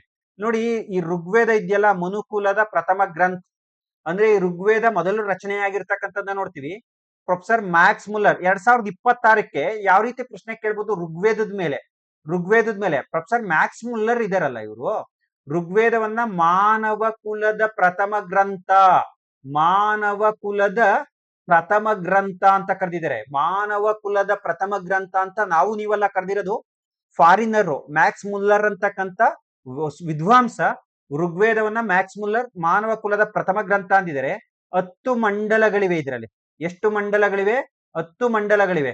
ಸೊ ಇದರಲ್ಲಿ ಬಹಳ ಮುಖ್ಯವಾಗಿರೋದು 2, 3, 4, 5, 6, 7. ನೋಟ್ ಮಾಡ್ಕೊಳ್ರಿ. 2, 3, 4, 5, 6, 7 ಮಂಡಲಗಳನ್ನ ಪ್ರಪಂಚದ ಪ್ರಾಚೀನ ಮಂಡಲಗಳು ಅಥವಾ ಋಗ್ವೇದದ ಪ್ರಾಚೀನ ಮಂಡಲಗಳು ಅಂತ ಕರಿತೀವಿ. ಅದೇ ರೀತಿಯಾಗಿ 1, 8, 9, 10ನೇ ಮಂಡಲವನ್ನ ಇತ್ತೀಚಿನ ಮಂಡಲಗಳು ಅಂತ ಕರಿತೀವಿ. ಒಟ್ಟಾರೆ 10 ಮಂಡಲಗಳಿವೆ. So next 1027 ಶ್ಲೋಕಗಳಿವೆ. 1027 ಶ್ಲೋಕಗಳಿರ್ತಕ್ಕಂಥದ್ದನ್ನ ನೋಡ್ತೀವಿ. ಇದನ್ನ ಆಡ್ತಿರ್ತಕ್ಕಂಥ ಋಷಿ ಮುನಿಗಳನ್ನ ಓತ್ರಿ ಅಂತ ಕರಿತೀವಿ. ಅದೇ ರೀತಿಯಾಗಿ ಯಜುರ್ವೇದ, ಸಾಮವೇದ, ಅಥರ್ವಣ ವೇದಗಳನ್ನ ಆಡ್ತಕ್ಕಂಥ ಋಷಿಗಳನ್ನ ಏನಂತ ಕರಿತೀವಿ ಅಂತ ನೆಕ್ಸ್ಟ್ ಎಕ್ಸಾಮ್ ಅಲ್ಲಿ ಕೇಳ್ಬಹುದು. ನಾನಿಲ್ಲಿ ಋಗ್ವೇದದ ಕಂಟೆಂಟ್ ಅನಾಲಿಸಿಸ್ ಮಾಡ್ತೀನಿ. ನೀವೀಗ ಅರ್ಜೆಂಟ್ ಓದ್ಬೇಕು ಅಂದ್ರೆ ಸ್ಪರ್ಧಾ ಇತಿಹಾಸ ಪುಸ್ತಕ ಓದ್ರಿ. ಇಲ್ಲ ಮುಂದೆ ಇದ್ರ ಅಪ್ಡೇಟೆಡ್ ಕ್ವಶನ್ ಖಂಡಿತ ಇರುತ್ತೆ, ಅವಾಗ ನಾನು ವಿವರಣೆಯನ್ನ ಕೊಡ್ತಾ ಹೋಗ್ತೀನಿ. ಈಗ ಯಾಕಂದ್ರೆ ಎಲ್ಲ ಹೇಳಿ ಕನ್ಫ್ಯೂಸ್ ಮಾಡೋದ್ ಬೇಡ. ಋಗ್ವೇದದ ಬಗ್ಗೆ 2026 ಏನೇನ್ ಕೇಳ್ಬೋದು ಅದನ್ನ ಹೇಳ್ತಾ ಹೋಗ್ತೀನಿ. ಸೊ ನೆಕ್ಸ್ಟ್ ಸಂಹಿತಾ ಅಂದ್ರೆ ಏನು ಅಂತ KPSC ಎಕ್ಸಾಮ್ ಅಲ್ಲಿ ಕೇಳಿದರೆ. ಸಂಹಿತಾ ಅಂದ್ರೆ ಮಂತ್ರಗಳ ಸಂಕಲನ ಅಂತ. ಇದು ಯಾವ ಸಂಹಿತಾ ಅಂತ ಕೇಳಿದರೆ. ಯಾವ ಸಂಹಿತಾ ಅಂತ? ಶಕಲ ಸಂಹಿತ. ಇದು ಶಕಲ ಸಂಹಿತ. ಇದು ಬಹಳ ಜನ ಗೊತ್ತಿಲ್ಲ. UPSC ಲಿ ಕೇಳಿದಂತ ಪ್ರಶ್ನೆ ಬಹುತೇಕ ಕನ್ನಡ ಟೆಕ್ಸ್ಟ್ ಬುಕ್ ಗಳಲ್ಲಿ ಸಿಗುವ ಸಾಧ್ಯತೆ ಕಡಿಮೆ. ನಾನು ಅಪ್ಡೇಟ್ ಮಾಡಿದೀನಿ, ಬೇಕಾದ್ರೆ ನೋಡ್ರಿ. ಯಜುರ್ವೇದದ ಸಂಹಿತೆಗಳನ್ನ ಏನಂತೀವಿ, ಸಾಮವೇದದ ಸಂಹಿತೆಗಳನ್ನ ಏನಂತೀವಿ, ಅಥರ್ವ ವೇದದ ಸಂಹಿತೆಗಳನ್ನ ಏನಂತೀವಿ ಅಂತ. ಋಗ್ವೇದದ ಸಂಹಿತೆಗಳನ್ನ ಶಕಲ ಸಂಹಿತ ಅಂತ ಕರಿತೀವಿ. ಸ್ನೇಹಿತರೆ, ಇಲ್ಲಿ ನೀವು ಅಬ್ಸರ್ವ್ ಮಾಡ್ಬೇಕಾದಂತ ಇನ್ನೊಂದು ವಿಚಾರ ಏನಪ್ಪಾ ಅಂದ್ರೆ, ಇಲ್ಲಿ ಪ್ರಮುಖವಾಗಿ 2 ಮಂಡಲಗಳು ಎಕ್ಸಾಮ್ ದೃಷ್ಟಿಯಿಂದ ಬರ್ತವೆ. 3ನೇ ಮಂಡಲ ಸಾವಿತ್ರಿ ದೇವಿಯನ್ನ ಕುರಿತಂತೆ ಪವಿತ್ರ ಗಾಯತ್ರಿ ಮಂತ್ರವನ್ನ ಒಳಗೊಂಡಿರ್ತಕ್ಕಂತ ಮಂಡಲ. ಸಾವಿತ್ರಿ ದೇವಿ ಬೆಳಕಿನ ದೇವತೆ ಗಾಯತ್ರಿ ಮಂತ್ರ ಇದೆ. Exam point of very important. ಇಲ್ಲಿ ಗಮನಿಸಬೇಕಾದಂತ ಅಂಶ ಏನಪ್ಪಾ ಅಂದ್ರೆ, ಇದನ್ನ ರಚಿಸಿದ್ದು 3ನೇ ಮಂಡಲವನ್ನ, ಗಾಯತ್ರಿ ಮಂತ್ರವನ್ನ ವಿಶ್ವಾಮಿತ್ರರು, ಋಷಿ ಮುನಿಗಳಾದಂತ ವಿಶ್ವಾಮಿತ್ರರು. ನೆಕ್ಸ್ಟ್ 10ನೇ ಮಂಡಲ exam point of very important. 10ನೇ ಮಂಡಲ ಏನಕ್ಕೆ ಸರ್ 10ನೇ ಮಂಡಲ exam point of very important ಅಂದ್ರೆ, ಈ 10ನೇ ಮಂಡಲ ಇದೆಯಲ್ಲ, ಈ 10ನೇ ಮಂಡಲದ ಪುರುಷ ಸೂಕ್ತ ಭಾಗದಲ್ಲಿ ವರ್ಣ ವ್ಯವಸ್ಥೆಯ ಉಲ್ಲೇಖವಿದೆ. ಜಾತಿ ವ್ಯವಸ್ಥೆ ಅಂದ್ರೆ ಮೊದಲಿಗೆ ಜಾತಿ ಅಲ್ಲ, ಅದು ವರ್ಣ, ಕೆಲಸದ ಆಧಾರದ ಮೇಲೆ ವರ್ಣ ವ್ಯವಸ್ಥೆಯ ಉಲ್ಲೇಖ ಇರ್ತಕ್ಕಂಥದ್ದನ್ನ ನೋಡ್ತೀವಿ 10ನೇ ಮಂಡಲದ ಪುರುಷ ಸೂಕ್ತ ಭಾಗದಲ್ಲಿ. ಸ್ನೇಹಿತರಲ್ಲಿ ಗಮನಿಸಬೇಕು, 7ನೇ ಮಂಡಲದಲ್ಲಿ ದಶರಾಜರ ಕದನದ ಬಗ್ಗೆ ಉಲ್ಲೇಖವಿದೆ. ಏನ್ ಸರ್ ದಶರಾಜರ ಕದನ ಅಂದ್ರೆ, ಇದನ್ನ ದಶರಜ್ಞ ಅಂತೀವಿ. ಸೊ ಒಂದ್ಸಲ ಬುಕ್ ಹೋದ್ರಿ, ಇಲ್ಲ ಮುಂದೆ ಇದೇ ಕ್ವಶನ್ ನಾನು ಅವಾಗ ಅನಾಲಿಸಿಸ್ ಮಾಡ್ತೀನಿ, ವಾಟ್ ಇಸ್ ದಶರಾಜರ ಬ್ಯಾಟಲ್ ಅಂತ. ಸೊ 9ನೇ ಮಂಡಲದಲ್ಲಿ ಸೋಮದೇವರ ಬಗ್ಗೆ ಉಲ್ಲೇಖವಿದೆ. ಯಾಕಂದ್ರೆ ಅಪ್ಡೇಟೆಡ್ ಏನನ್ನ ಕೇಳಿದ್ರೆ, ಸೋಮದೇವರು ಅಂದ್ರೆ ಸಸ್ಯ ಸಂಕುಲದ ದೇವರು. ಈ ರೀತಿ ಋಗ್ವೇದದ ಬಗ್ಗೆ 2026ರಲ್ಲಿ ಲಿಟ್ರೇಚರ್ ವಿಚಾರದಲ್ಲಿ ಎಲ್ಲ ವಿಚಾರಗಳನ್ನ ಕೇಳ್ಬೋದು ಅಂತಕ್ಕಂಥದ್ದು ನನ್ನ ಅನುಭವ. ಹಾಗಾಗಿ 2026ಕ್ಕೆ, ಯಾಕಂದ್ರೆ ನಾವು 2012 ಪ್ರಶ್ನೆ ಪತ್ರಿಕೆ ತೆಗೆದು ಉತ್ತರ ಎಲ್ಲ ನೋಡುವ ಈಸಿ ಇದೆ. ನನ್ನ ಟೀಚರ್ ಆದೆ, ಮೈ ಮರಿಬಾರ್ದು. ಒಂದು 20 ಹುಡುಗರು ನನಗೆ ಫೋನ್ ಮಾಡಿರ್ಬೇಕು, ಸರ್ 2012, 8, 10, 15 ಪೇಪರ್ ಎಲ್ಲ ಬಿಡಿಸ್ಬಿಟ್ಟಿದೀವಿ ಸರ್, ಬಹಳ ಈಸಿ ಇದೆ ಸರ್, ಹಿಂಗೆ ಆಗ್ಬಿಟ್ರೆ ಅಪಾಯಿಂಟ್ ಆಗ್ಬಿಡ್ತೀವಿ, ಒಂಚೂರು ಸೈಕಾಲಜಿ ಮೆಂಟಾಲಿಟಿ ನೋಡ್ಕೊಂಡ್ಬಿಟ್ರೆ ಆಗ್ಬಿಡ್ತೀವಿ ಸರ್ ಅಂತ. ಖಂಡಿತ ಇಲ್ಲ. ಎಕ್ಸಾಮ್ ಆದ್ಮೇಲೆ ಬೇಕಾದ್ರೆ ನಾನು ನೆನ್ಸ್ಲಿ, ತುಂಬಾ ಡೆಪ್ತ್ ಆಗಿ ಬರುತ್ತೆ. ಯಾರಿಗೆ ಈ ಮಟ್ಟದ ನಾಲೆಡ್ಜ್ ಇರುತ್ತೋ ಅವ್ರು ಅಪಾಯಿಂಟ್ ಆಗ್ತೀರಾ. ಸರ್ ಈಗ ಓದಕ್ಕಾಗಲ್ವಾ ಅಂದ್ರೆ, ಮೆಥಡ್ ಪೇಪರ್ ಖಂಡಿತ ಓದಿ. ಬೇಕಾದ್ರೆ ಕಂಪ್ಯೂಟರ್ ಕನ್ನಡ ಇಂಗ್ಲಿಷ್ ಎಲ್ಲ ಇರುತ್ತಲ್ಲ, ಅದ್ರಲ್ಲಿ 1 ಮಾರ್ಕ್ಸ್ ಕಡಿಮೆ ಆದ್ರೂ ಪರವಾಗಿಲ್ಲ. ಯಾಕಂದ್ರೆ ನೀವು ಎಷ್ಟೇ ಕಷ್ಟಪಟ್ಟು ಓದಿರಿ, ಕಂಪ್ಯೂಟರ್ 15 ಮಾರ್ಕ್ಸ್ಗೆ ಒಂದು 10, 11, 12 ತೆಗಿಬಹುದು. ಅದು ಬೇಡ 15 ತೆಗಿಬಹುದು, 20 ತೆಗಿಯಕ್ಕಾಗಲ್ಲ. ಆದ್ರೆ ಮೆಥಡ್ ಪೇಪರ್ 100 ಮಾರ್ಕ್ಸ್ ಇದೆ. ಇತಿಹಾಸ ಅದ್ರಲ್ಲೂ ಕೂಡ ಬರೀ ಹಿಸ್ಟ್ರಿನೇ ಒಂದು 40 ಮಾರ್ಕ್ಸ್ ಬರುತ್ತೆ. ಒಂದು 30 marks Indian history, 10 marks world history, 10 marks ಯಾವ್ದು ಮೆಥಡಾಲಜಿ ಬಗ್ಗೆ ಬರುತ್ತೆ. ಇನ್ನು ಉಳಿದಂತೆ ಜಿಯೋಗ್ರಫಿ ಒಂದು 20 ಮಾರ್ಕ್ಸ್ ಬರುತ್ತೆ. ಇನ್ನು ಉಳಿದವೆಲ್ಲ ಒಂದು 10 ಮಾರ್ಕ್ಸ್ ಬರುತ್ತೆ. ಹಾಗಾಗಿ ಇಲ್ಲಿ ಎಫರ್ಟ್ ಆದಷ್ಟು ಕೂಡ ನೀವು 60 ತೆಗೆ ಜಾಗದಲ್ಲಿ 80 ತೆಗಿಬಹುದು, 20 ಜಾಸ್ತಿ ಮಾಡ್ಕೋಬಹುದು. HSTR GPSTR ಹುಡುಗರಿಗೆ ನಾನು ಹೇಳ್ತಾ ಇರೋದು. ಸೊ ಹಾಗಾಗಿ ಇದು PCPSI FDSD ಎಲ್ಲ ಹುಡುಗರಿಗೂ ಇದು ಅನುಕೂಲ ಆಗುತ್ತೆ. ವಿಡಿಯೋ ಬರೀ HSTR GPSTR ನೋಡ್ಬೇಡಿ, ಟೈಟ್ಲ್ ಅದೈತಿ ಅಂತ.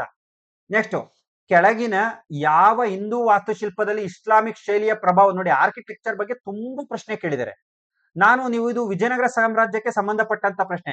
ಈ ಕೆಳಗಿನ ಯಾವ ಹಿಂದೂ ವಾಸ್ತುಶಿಲ್ಪದಲ್ಲಿ ಇಸ್ಲಾಮಿಕ್ ಶೈಲಿ ಕಾಣಬಹುದು ಅಂತ. ಲೋಟಸ್ ಮಹಲ್ ವಿಜಯನಗರ, 1000 ಕಂಬಗಳ ಮಂಟಪ ಮಧುರೆ, ರಾಜನ ಪ್ರೇಕ್ಷಕ ಗ್ಯಾಲರಿ ವಿಜಯನಗರ, ಸ್ತಂಭಗಳ ಪ್ರಾಂಗಣ ರಾಮೇಶ್ವರ ಅಂತಿದೆ. ಸೊ ಇದು ವಿಜಯನಗರದ ವಾಸ್ತುಶಿಲ್ಪ. ವಿಜಯನಗರದ ವಾಸ್ತುಶಿಲ್ಪ ನಾನು ಅಲ್ಲಿ ಬರ್ದಿದ್ದೀನಿ. ಹಿಂದೂ ವಾಸ್ತುಶಿಲ್ಪ, ಇಸ್ಲಾಮಿಕ್ ವಾಸ್ತುಶಿಲ್ಪ, ಜೈನ ವಾಸ್ತುಶಿಲ್ಪ ಅಂತ ಸಪರೇಟ್ ಆಗಿ ಬರ್ದಿದ್ದೀನಿ ನೋಡ್ರಿ ಬುಕ್ ಅಲ್ಲಿ, ನೀವು ಬೇಕಾದ್ರೆ ತೆಗೆದು ನೋಡ್ಬೋದು. ಸೊ ಆದ್ರೂ ಇನ್ನೂ ಡೆಪ್ತ್ ಆಗಿ ನೋಡೋಣ 2026ಕ್ಕೆ. ಪುಸ್ತಕದಲ್ಲಿ ಇರೋದ್ಕಿಂತ ಹೆಚ್ಚು ವಿಶೇಷ ಅಂಶಗಳಿಗೆ ಹೋಗೋಣ. ಇಸ್ಲಾಮಿಕ್ ಶೈಲಿ ಇರೋದಿಲ್ಲಿ 2026ರಲ್ಲಿ ಲೋಟಸ್ ಮಹಲ್ ಅಥವಾ ವಿಜಯನಗರ ಸಾಮ್ರಾಜ್ಯದ ಲೋಟಸ್ ಮಹಲ್. ಹಾಗಾದ್ರೆ ಈ ಲೋಟಸ್ ಮಹಲ್ಗೆ ಬೇರೆ ಬೇರೆ ಹೆಸರುಗಳು ಇರ್ತಕ್ಕಂಥದ್ದನ್ನ ನೋಡ್ತೀವಿ. ಇದು ಕಮಲಾ ಮಹಲ್ ಅಂತ ಕೂಡ ಕರಿತೀವಿ. ಸರ್ ಇದು ನಮಗೆ ಗೊತ್ತು ಬಿಡಿ, ಲೋಟಸ್ ಅಂದ್ರೆ ಕಮಲಾ ಮಹಲ್, ಕಮಲಾ ಅರಮನೆ ಅಂತ. ಆದ್ರೆ ಇನ್ನೂ ಒಂದು ಅಪ್ಡೇಟೆಡ್ ಹೇಳ್ತೀನಿ ಮಾಹಿತಿ ನಿಮ್ಗೆ. ಲೋಟಸ್ ಮಹಲ್ಗೆ ಚಿತ್ರಂಗಣಿ ಮಹಲ್ ಅಂತ ಕೂಡ ಕರಿತೀವಿ. ಚಿತ್ರಂಗಣಿ ಮಹಲ್ ಇದು ಗೊತ್ತಿತ್ತಾ ಇದು ನಿಮ್ಗೆ? ಸೊ ಈ ತರ ಡೆಪ್ತ್ ಆಗಿ ಕೇಳ್ತಾನೆ. ಚಿತ್ರಂಗಣಿ ಮಹಲ್ ಅಂತೀವಿ. ಈ ಕಟ್ಟಡ ಇದೆಯಲ್ಲ, ಇದು ಇಂಡೋ ಇಸ್ಲಾಮಿಕ್ ಶೈಲಿಯಲ್ಲಿದೆ. ಏನ್ ಸರ್ ಇಂಡೋ ಇಸ್ಲಾಮಿಕ್ ಶೈಲಿ ಅಂತೀರಾ? ಇದು 2 ಅಂತಸ್ತಿನ ಕಟ್ಟಡ. ಮೊದಲನೇ ಅಂತಸ್ತು ಇಸ್ಲಾಮಿಕ್ ಶೈಲಿಯಲ್ಲಿದ್ರೆ, 2ನೇ ಅಂತಸ್ತು ಇಂಡಸ್ ಶೈಲಿಯಲ್ಲಿ ಇರ್ತಕ್ಕಂಥದ್ದನ್ನ ನೋಡ್ತೀವಿ. ಹಾಗಾಗಿ ಇದನ್ನ ಇಂಡೋ ಇಸ್ಲಾಮಿಕ್ ಶೈಲಿ ಅಂತ ಕರಿತಾ ಹೋಗ್ತೀವಿ. ಇಲ್ಲಿ ನೋಡಿ, ಈ ಕಟ್ಟಡದ ಸುತ್ತಲೂ ಆಯತಾಕಾರದ ಕೋಟೆಗಳಿವೆ. ಕಟ್ಟಡದ ಸುತ್ತಲೂ ಆಯತಾಕಾರ ಅಥವಾ ಕಟ್ಟಡ ಆಯತಾಕಾರದಲ್ಲಿ ಇರ್ತಕ್ಕಂಥದ್ದನ್ನ ನೋಡ್ತೀವಿ. ಇಲ್ಲಿ ಗಮನಿಸಬೇಕಾದಂತ ಅಂಶ ಏನಪ್ಪಾ ಅಂದ್ರೆ, 24 ಪಿಲ್ಲರ್ಸ್ ಸ್ತಂಭಗಳಿವೆ. 24 ಸ್ತಂಭಗಳಿವೆ. ಸೊ ಇಲ್ಲಿ ಅಬ್ಸರ್ವ್ ಮಾಡ್ಕೊಳ್ಳಿ ನೀವು, 24 ಸ್ತಂಭಗಳಿರ್ತಕ್ಕಂಥದ್ದನ್ನ ನಾವು ನೋಡ್ತಾ ಹೋಗ್ತೀವಿ. 4 ಗೋಪುರಗಳಿವೆ. ಇಲ್ಲಿ ಗಮನಿಸಿ, 4 ಗೋಪುರಗಳಿವೆ. ಸೊ ಇಲ್ಲಿ ಗಮನಿಸಿ, 4 ಗೋಪುರಗಳಿವೆ. ಇಲ್ಲಿ ಬಹಳ ಮುಖ್ಯವಾಗಿರ್ತಕ್ಕಂಥದ್ದು 4 ಗೋಪುರಗಳಿವೆ. ಎಷ್ಟು ಗೋಪುರಗಳಿವೆ? 4 ಗೋಪುರಗಳಿರ್ತಕ್ಕಂಥದ್ದನ್ನ ನಾವು ನೋಡ್ತಾ ಹೋಗ್ತೀವಿ. ಅವು ಪಿರಮಿಡ್ ಆಕಾರದಲ್ಲಿವೆ. ಯಾವ ಆಕಾರದಲ್ಲಿವೆ? ಪಿರಮಿಡ್ ಆಕಾರದಲ್ಲಿದ್ದು ಕಮಲ ಹೂವಿನಂತೆ ಈ ಕಟ್ಟಡ ಕಾಣೋದ್ರಿಂದ ಇದನ್ನ ಕಮಲ ಮಹಲ್ ಅಂತ ಕರಿತೀವಿ. ಇದನ್ನ ಇದ್ರ ಜೊತೆಗೆ ಹವಾನಿಯಂತ್ರಿತ ಮಹಲ್ ಅಂತಾನೂ ಕೂಡ ಕರಿತೀವಿ. ಇದನ್ನ ಎಸಿ ಕಟ್ಟಡ ಅಂತ. ಯಾಕಂದ್ರೆ ಈ ಮೇಲ್ಗಡೆ ಫ್ಲೋರ್ಗೆ ಹೋದಂತ ಸಂದರ್ಭದಲ್ಲಿ ನೀರು ಶೇಖರಣೆ ಆಗ್ಲಿಕ್ಕೆ 4 ಟ್ಯಾಂಕ್ ತರ ಇದೆ. ಸೊ ಅಲ್ಲಿ ಬಂದಂತ ನೀರ್ ಏನಾಗುತ್ತೆ, ಕೆಳಗಡೆ ಒಂದು ತೂತ್ ತರ ಇರುತ್ತೆ ಟ್ಯಾಂಕ್ ಇಂದ, ಚಿಕ್ಕ ತೂತ್ ತರ. ಎಸಿ ಕಾನ್ಸೆಪ್ಟ್ ಇದೆ ಅಲ್ವಾ, ಆ ತೂತ್ ತರ ಇರ್ತಕ್ಕಂಥದ್ರಿಂದ ನೀರ್ ಏನಾಗುತ್ತೆ, ಚಿಕ್ಕದಾಗಿ ಹಿಂಗ್ ಗೋಡೆ ಮೇಲೆ ಚಿಕ್ಕದಾಗಿ ಗೋಡೆ ಮೇಲೆ ಹಿಂಗ್ ಹರ್ಕೊಂಡ್ ಬರುತ್ತೆ. ಗೋಡೆ ಮೇಲೆ ಯಾವಾಗ್ಲೂ ನೀರ್ ಹರಿಯೋದ್ರಿಂದ ಅದು ತಣ್ಣಗಿರುತ್ತೆ, ಗಾಳಿ ಸಮೇತ ನೀರ್ ಬರೋದ್ರಿಂದ ಅದಕ್ಕೆ ಇದನ್ನ ಹವಾನಿಯಂತ್ರಿತ ಮಹಲ್ ಅಂತ ಕೂಡ ಕರಿತಾ ಹೋಗ್ತೀವಿ. ಇಲ್ಲಿ ಬಹಳ ಮುಖ್ಯವಾಗಿರ್ತಕ್ಕಂಥದ್ದು ಏನಪ್ಪಾ ಅಂದ್ರೆ, ಇದು ವಿಜಯನಗರ ಕಾಲದ ರಾಣಿಯರ ವಿಶ್ರಾಂತಿ ಗೃಹ ಆಗಿತ್ತು. ರಾಣಿಯರು ಮತ್ತು ರಾಣಿಯರ ಸೇವಕಿಯರ ವಿಶ್ರಾಂತಿ ಗೃಹ ಆಗಿತ್ತು ವಿಜಯನಗರ ಕಾಲದಲ್ಲಿ. ರಾಣಿಯರು ಮತ್ತು ರಾಣಿಯರ ವಿಶ್ರಾಂತಿ ಕೊಠಡಿ ಆಗಿತ್ತು. ಇದು ಬಹಳ ಜನಕ್ಕೆ ಗೊತ್ತಿರ್ತಕ್ಕಂಥ ವಿಚಾರ ಇದು. ಆದ್ರೆ ಇಲ್ಲಿ ಒಂದು ಪಾಯಿಂಟ್ ಗಮನಿಸಿ ನೀವು, ರಾಜರು ಆಗಾಗ್ಗೆ ತಮ್ಮ ಕ್ಯಾಬಿನೆಟ್ ಮೀಟಿಂಗ್, ಮಂತ್ರಿ ಮಂಡಲದ ಸಭೆಯನ್ನ ಇಲ್ಲಿ ಕರೀತಾ ಇದ್ರು. ಇದೊಂದು ಎಕ್ಸ್ಟ್ರಾ ಪಾಯಿಂಟ್ ತಿಳ್ಕೊಂಡಿರ್ರಿ. ಯಾಕಂದ್ರೆ ಒಂದು ಹೇಳಿಕೆ ಸರಿ, 2 ಹೇಳಿಕೆ ಸರಿ. ಬಹಳ ಜನಕ್ಕೆ ಇದು ರಾಣಿಯರಿಗೆ, ಮಹಿಳೆಯರಿಗೆ ಸಂಬಂಧಪಟ್ಟಿದೆ ಅಂತ ಗೊತ್ತು. ಆದ್ರೆ ಇಲ್ಲಿ ರಾಜ ಆಗಾಗ ಮಂತ್ರಿ ಮಂಡಲದ ಸಭೆಯನ್ನು ಕೂಡ ಮಾಡ್ತಾ ಇದ್ದ ಅಂತಕ್ಕಂಥ ವಿಚಾರ ಬಹಳ ಜನಕ್ಕೆ ಗೊತ್ತಿಲ್ಲದೆ ಇರ್ತಕ್ಕಂಥದ್ದನ್ನ ನಾವು ನೋಡ್ತಾ ಹೋಗ್ತೀವಿ. ಸೊ ಇಲ್ಲಿ ಬಹಳ ಮುಖ್ಯವಾಗಿರ್ತಕ್ಕಂಥದ್ದು ಏನಪ್ಪಾ ಅಂದ್ರೆ, ಇದಿಷ್ಟು ಕೂಡ ಲೋಟಸ್ ಮಹಲ್ ಬಗ್ಗೆ ನೀವು ತಿಳಿದಿರಬೇಕಾದಂತ ಅಂಶಗಳು. ಸ್ನೇಹಿತರೆ, ಇದು ಪುಸ್ತಕಕ್ಕಿಂತಲೂ ಹೆಚ್ಚು ಇನ್ಫಾರ್ಮೇಶನ್ ಇದೆ, ಒಂದ್ ಕಡೆ ಬರ್ಕೊಂಡ್ಬಿಡ್ರಿ ನೀವು. ಇದನ್ನ ನಾನು ಮುಂದೆ ಅಪ್ಡೇಟೆಡ್ ಮಾಡ್ತೀನಿ. ಮತ್ತೆ ಯೂಟ್ಯೂಬ್ ಅಲ್ಲಿ ಹೊಸ ಹೊಸ ಇಸ್ಲಾಮಿಕ್ ಶೈಲಿ ಅಥವಾ ವಾಸ್ತುಶಿಲ್ಪದ ಬಗ್ಗೆ ವಿಡಿಯೋನ ಮಾಡ್ಬೇಕು ಅನ್ಕೊಂಡಿದ್ದೀನಿ. ಇನ್ನೇನು ಕರ್ನಾಟಕ ಇತಿಹಾಸ ಅಂತಿಮ ಹಂತಕ್ಕೆ ಬಂದಿದೆ. 2 ವಿಡಿಯೋ ಮಾಡಿದ್ರೆ ಕರ್ನಾಟಕ ಇತಿಹಾಸ ಮ್ಯಾಕ್ಸಿಮಮ್ 80% ಮುಗೀತು. ಸೊ ಇನ್ನ ಮುಂದುವರೆದಂತೆ ಹೊಸ ಟಾಪಿಕ್, ಪುಸ್ತಕದಲ್ಲಿ ಇಲ್ಲದೆ ಇರ್ತಕ್ಕಂಥದ್ದು, ಎಕ್ಸಾಮ್ ಅಲ್ಲಿ ಕೇಳೋ ಅಂತ ಟಾಪಿಕ್ ಗಳನ್ನ ರಿಸರ್ಚ್ ಮಾಡಿ ನಾನು ಪಾಠ ಮಾಡ್ತೀನಿ. ಸ್ನೇಹಿತರೆ, ಅಲ್ಲಾವುದ್ದೀನ್ ಖಿಲ್ಜಿಯ ಪ್ರಸಿದ್ಧ ದಂಡನಾಯಕ ಯಾರು? ಇದು ಈಸಿ ಬಿಡಿ. ಯಾಕಂದ್ರೆ ಇಲ್ತಮಶ್ ಅಲ್ಲ, ಅರಂ ಶಾ ಅಲ್ಲ, ಬಲ್ಬನ್ ಅಲ್ಲ. ನೋಡಿ, ಇವರ ದಂಡನಾಯಕರು ಯಾರು ಅಂದ್ರೆ ಜಫರ್ ಖಾನ್, ಉಲುಕ್ ಖಾನ್, ನಸ್ರತ್ ಖಾನ್, ಮಲ್ಲಿಕಾಫರ್. ಇವರೆಲ್ಲರೂ ಕೂಡ ಅಲ್ಲಾವುದ್ದೀನ್ ಖಿಲ್ಜಿಯ ದಂಡನಾಯಕರು, ಪಾಪ್ಯುಲರ್ ದಂಡನಾಯಕರು. ಜಫರ್ ಖಾನ್, ಉಲುಕ್ ಖಾನ್, ನಸ್ರತ್ ಖಾನ್. ಈ ಜಫರ್ ಖಾನ್ ಇದೇನಲ್ಲ, ಮಂಗೋಲರ ಮೇಲಿನ ದಾಳಿ ಮಾಡಿದಂತ ದಂಡನಾಯಕ. ಈ ಜಫರ್ ಖಾನು, ಉಲುಕ್ ಖಾನು, ನಸ್ರತ್ ಖಾನು ಉತ್ತರ ಭಾರತದ ದಾಳಿಗಳಲ್ಲಿ ಭಾಗವಹಿಸಿದಂತ ದಂಡನಾಯಕರು, ಉತ್ತರ ಭಾರತದ ದಾಳಿಗಳಲ್ಲಿ. ಆದ್ರೆ ಈ ಮಲ್ಲಿಕಾಫರ್ ದಕ್ಷಿಣ ಭಾರತದ ದಂಡಯಾತ್ರೆಯಲ್ಲಿ ಯಶಸ್ವಿಯಾಗಿ ಭಾಗವಹಿಸಿದಂತ ಅಲ್ಲಾವುದ್ದೀನ್ ಖಿಲ್ಜಿಯ ದಂಡನಾಯಕ. ಹಾಗಾಗಿ ನಮ್ಗೆ ಆಪ್ಷನ್ ಆಗಿ ನೋಡಿ, ಇಲ್ಲಿ ಮಲ್ಲಿಕಾಫರ್ ಇದೆ. ಹಾಗಾಗಿ ಸರಿಯಾದಂತ ಉತ್ತರ ಮಲ್ಲಿಕಾಫರ್. ಈ ಮಲ್ಲಿಕಾಫರ್ ಹಾಗಾದ್ರೆ ಅಲ್ಲಾವುದ್ದೀನ್ ಖಿಲ್ಜಿಗೆ ಎಲ್ಲಿ ಸಿಕ್ತಾ? 2020ರಲ್ಲಿ ಏನೆಲ್ಲ ಕೇಳ್ಬೋದು ಅಂತ. ಗುಜರಾತಿನ ದಾಳಿ ಸಂದರ್ಭದಲ್ಲಿ ದೊರೆತ ಮಲ್ಲಿಕಾಫರ್. ಆಗ ಇವ ಒಬ್ಬ ತೃತೀಯ ಲಿಂಗಿ. ಈತನಿಗೆ ಕಫೂರಿ ಅಜಾರ್ ದಿನಾರ್ ಅಂತ ಕರೀತಾರೆ. ಕಫೂರಿ ಅಜಾರ್ ದಿನಾರ್ ಅಂತ ಕರೀತಾರೆ. ಅಂದ್ರೆ ಮಲ್ಲಿಕಾಫರ್ನಿಗೆ 1000 ದಿನಾರ್ಗಳನ್ನ ಕೊಟ್ಟು ಅಲ್ಲಾವುದ್ದೀನ್ ಖಿಲ್ಜಿ ಗುಜರಾತಿನ ದಾಳಿ ಸಂದರ್ಭದಲ್ಲಿ ಕೊಂಡ್ಕೊಂಡ ಅಂತ. ಈತ ದಕ್ಷಿಣ ಭಾರತದ ದಂಡಯಾತ್ರೆಯಲ್ಲಿ ಪ್ರಮುಖ ಪಾತ್ರವನ್ನು ವಹಿಸ್ತಾನೆ. ಸ್ನೇಹಿತರೆ, ನೀವು ಗಮನಿಸಬೇಕಾದಂತ ಅಂಶ, ದಕ್ಷಿಣ ಭಾರತದ ದಂಡಯಾತ್ರೆಗಳು ಯಾವುವು ಅಂದ್ರೆ ದೇವಗಿರಿಯ ಮೇಲಿನ ದಾಳಿ, ವಾರಂಗಲ್ನ ಮೇಲಿನ ದಾಳಿ, ದ್ವಾರ ಸಮುದ್ರದ ಮೇಲಿನ ದಾಳಿ ಮತ್ತು ಪಾಂಡ್ಯರ ಮೇಲಿನ ದಾಳಿ. 4 ದಾಳಿಗಳಲ್ಲಿ ಪ್ರಮುಖ ಪಾತ್ರ ವಹಿಸಿದಂತ ಮಲ್ಲಿಕಾಫರ್ ಅಪಾರವಾದ ಸಂಪತ್ತಿನೊಂದಿಗೆ ತನ್ನ ಸುಲ್ತಾನನ ಬಳಿಗೆ ಹೋಗ್ತಾನೆ. ಇದು ಅಲ್ಲಾವುದ್ದೀನ್ ಖಿಲ್ಜಿಯ ದಂಡನಾಯಕರುಗಳ ಬಗ್ಗೆ ಇರತಕ್ಕಂತ ಮಾಹಿತಿ. ಸರ್, ಅಲ್ಲಾವುದ್ದೀನ್ ಖಿಲ್ಜಿ ಬಗ್ಗೆ 1-2 ಅವರ್ ಮಾತಾಡ್ಬೋದು. ಯಾಕಂದ್ರೆ ಅಲ್ಲಾವುದ್ದೀನ್ ಖಿಲ್ಜಿಯ ಸಪರೇಟ್ ಟಾಪಿಕ್ಗಳು ಮುಂದೆ ಬರ್ತವೆ, ಅವಾಗ ನಾನು ಡಿಸ್ಕಸ್ ಮಾಡ್ತೀನಿ. ನನ್ನ ಉದ್ದೇಶ ಅರ್ಥ ಮಾಡ್ಕೊಳ್ಳಿ. ಈಗ ಬಂದಿರೋ ಪ್ರಶ್ನೆ 2026ರಲ್ಲಿ ಯಾವ ತರ ಬರ್ಬೋದು ಅಂದ್ರೆ, ನಮ್ಗೆ ಏನ್ ಕಂಟೆಂಟ್ ಕೊಟ್ಟಿರೋ ಅದು ತರ ಯಾವ್ದಾದ್ರು ಇರ್ಲಿ, ಉತ್ತರ ಬರಿಬಹುದು. ಅದಕ್ಕೆ ರಿಲೇಟೆಡ್ ಆಗಿ ಎಕ್ಸ್ಪ್ಲೈನ್ ಮಾಡ್ತಾ ಇದ್ದೀನಿ. ಸ್ನೇಹಿತರೆ, ಈಗ 3 ಕರ್ನಾಟಕ ಯುದ್ಧಗಳು ಇವರುಗಳ ನಡುವೆ ನಡೆದವು. ಇದು ಮೊನ್ನೆ 2012 PC ಕೇಳಿರೋ ಪ್ರಶ್ನೆ ಇದು. ಸರಿ, 2012 ಟೀಚರ್ HSTR ಎಕ್ಸಾಮ್ ಅಲ್ಲಿ ಕೇಳಿರೋ ಪ್ರಶ್ನೆ 2023 PC ರಿಪೀಟ್ ಆಗಿತ್ತು. ಪೊಲೀಸ್ ಕಾನ್ಸ್ಟೇಬಲ್ ಎಕ್ಸಾಮ್ ಅಲ್ಲಿ ಬಂದಿತ್ತು ಇದು ಪ್ರಶ್ನೆ. ಅದಕ್ಕೆ ಇತಿಹಾಸದ ಪ್ರಶ್ನೆಗಳಂದ್ರೆ ಯಾವ ಎಕ್ಸಾಮಿಗೆ ಬೇಕಾದ್ರೆ ರಿಪೀಟ್ ಆಗ್ಬೋದು, ಎಲ್ಲರೂ ನೋಡ್ಬೇಕು. ಸೊ ನೋಡಿ, ನೇರವಾಗಿದೆ ಇದು ಉತ್ತರ. ಇಲ್ಲಿ ಯಾವ್ದು ಅಪ್ಲೈ ಕ್ವಶನ್ ಇಲ್ವೇ ಇಲ್ಲ. ಬ್ರಿಟಿಷರು ಮತ್ತು ಫ್ರೆಂಚರು ಥಿಂಕ್ ಮಾಡೋ ಅಂತ ಕ್ವಶನ್ ಯಾವ್ದು ಇಲ್ಲ. ನಿಮ್ಗೆ ಗೊತ್ತು, ಈಗ 1ನೇ ಕರ್ನಾಟಕ ಯುದ್ಧ 1746ರಿಂದ 48, ಬಾರ್ನೆಟ್ ವರ್ಸಸ್ ಡ್ಯೂಪ್ಲೆ 1ನೇ ಕರ್ನಾಟಕ ಯುದ್ಧ.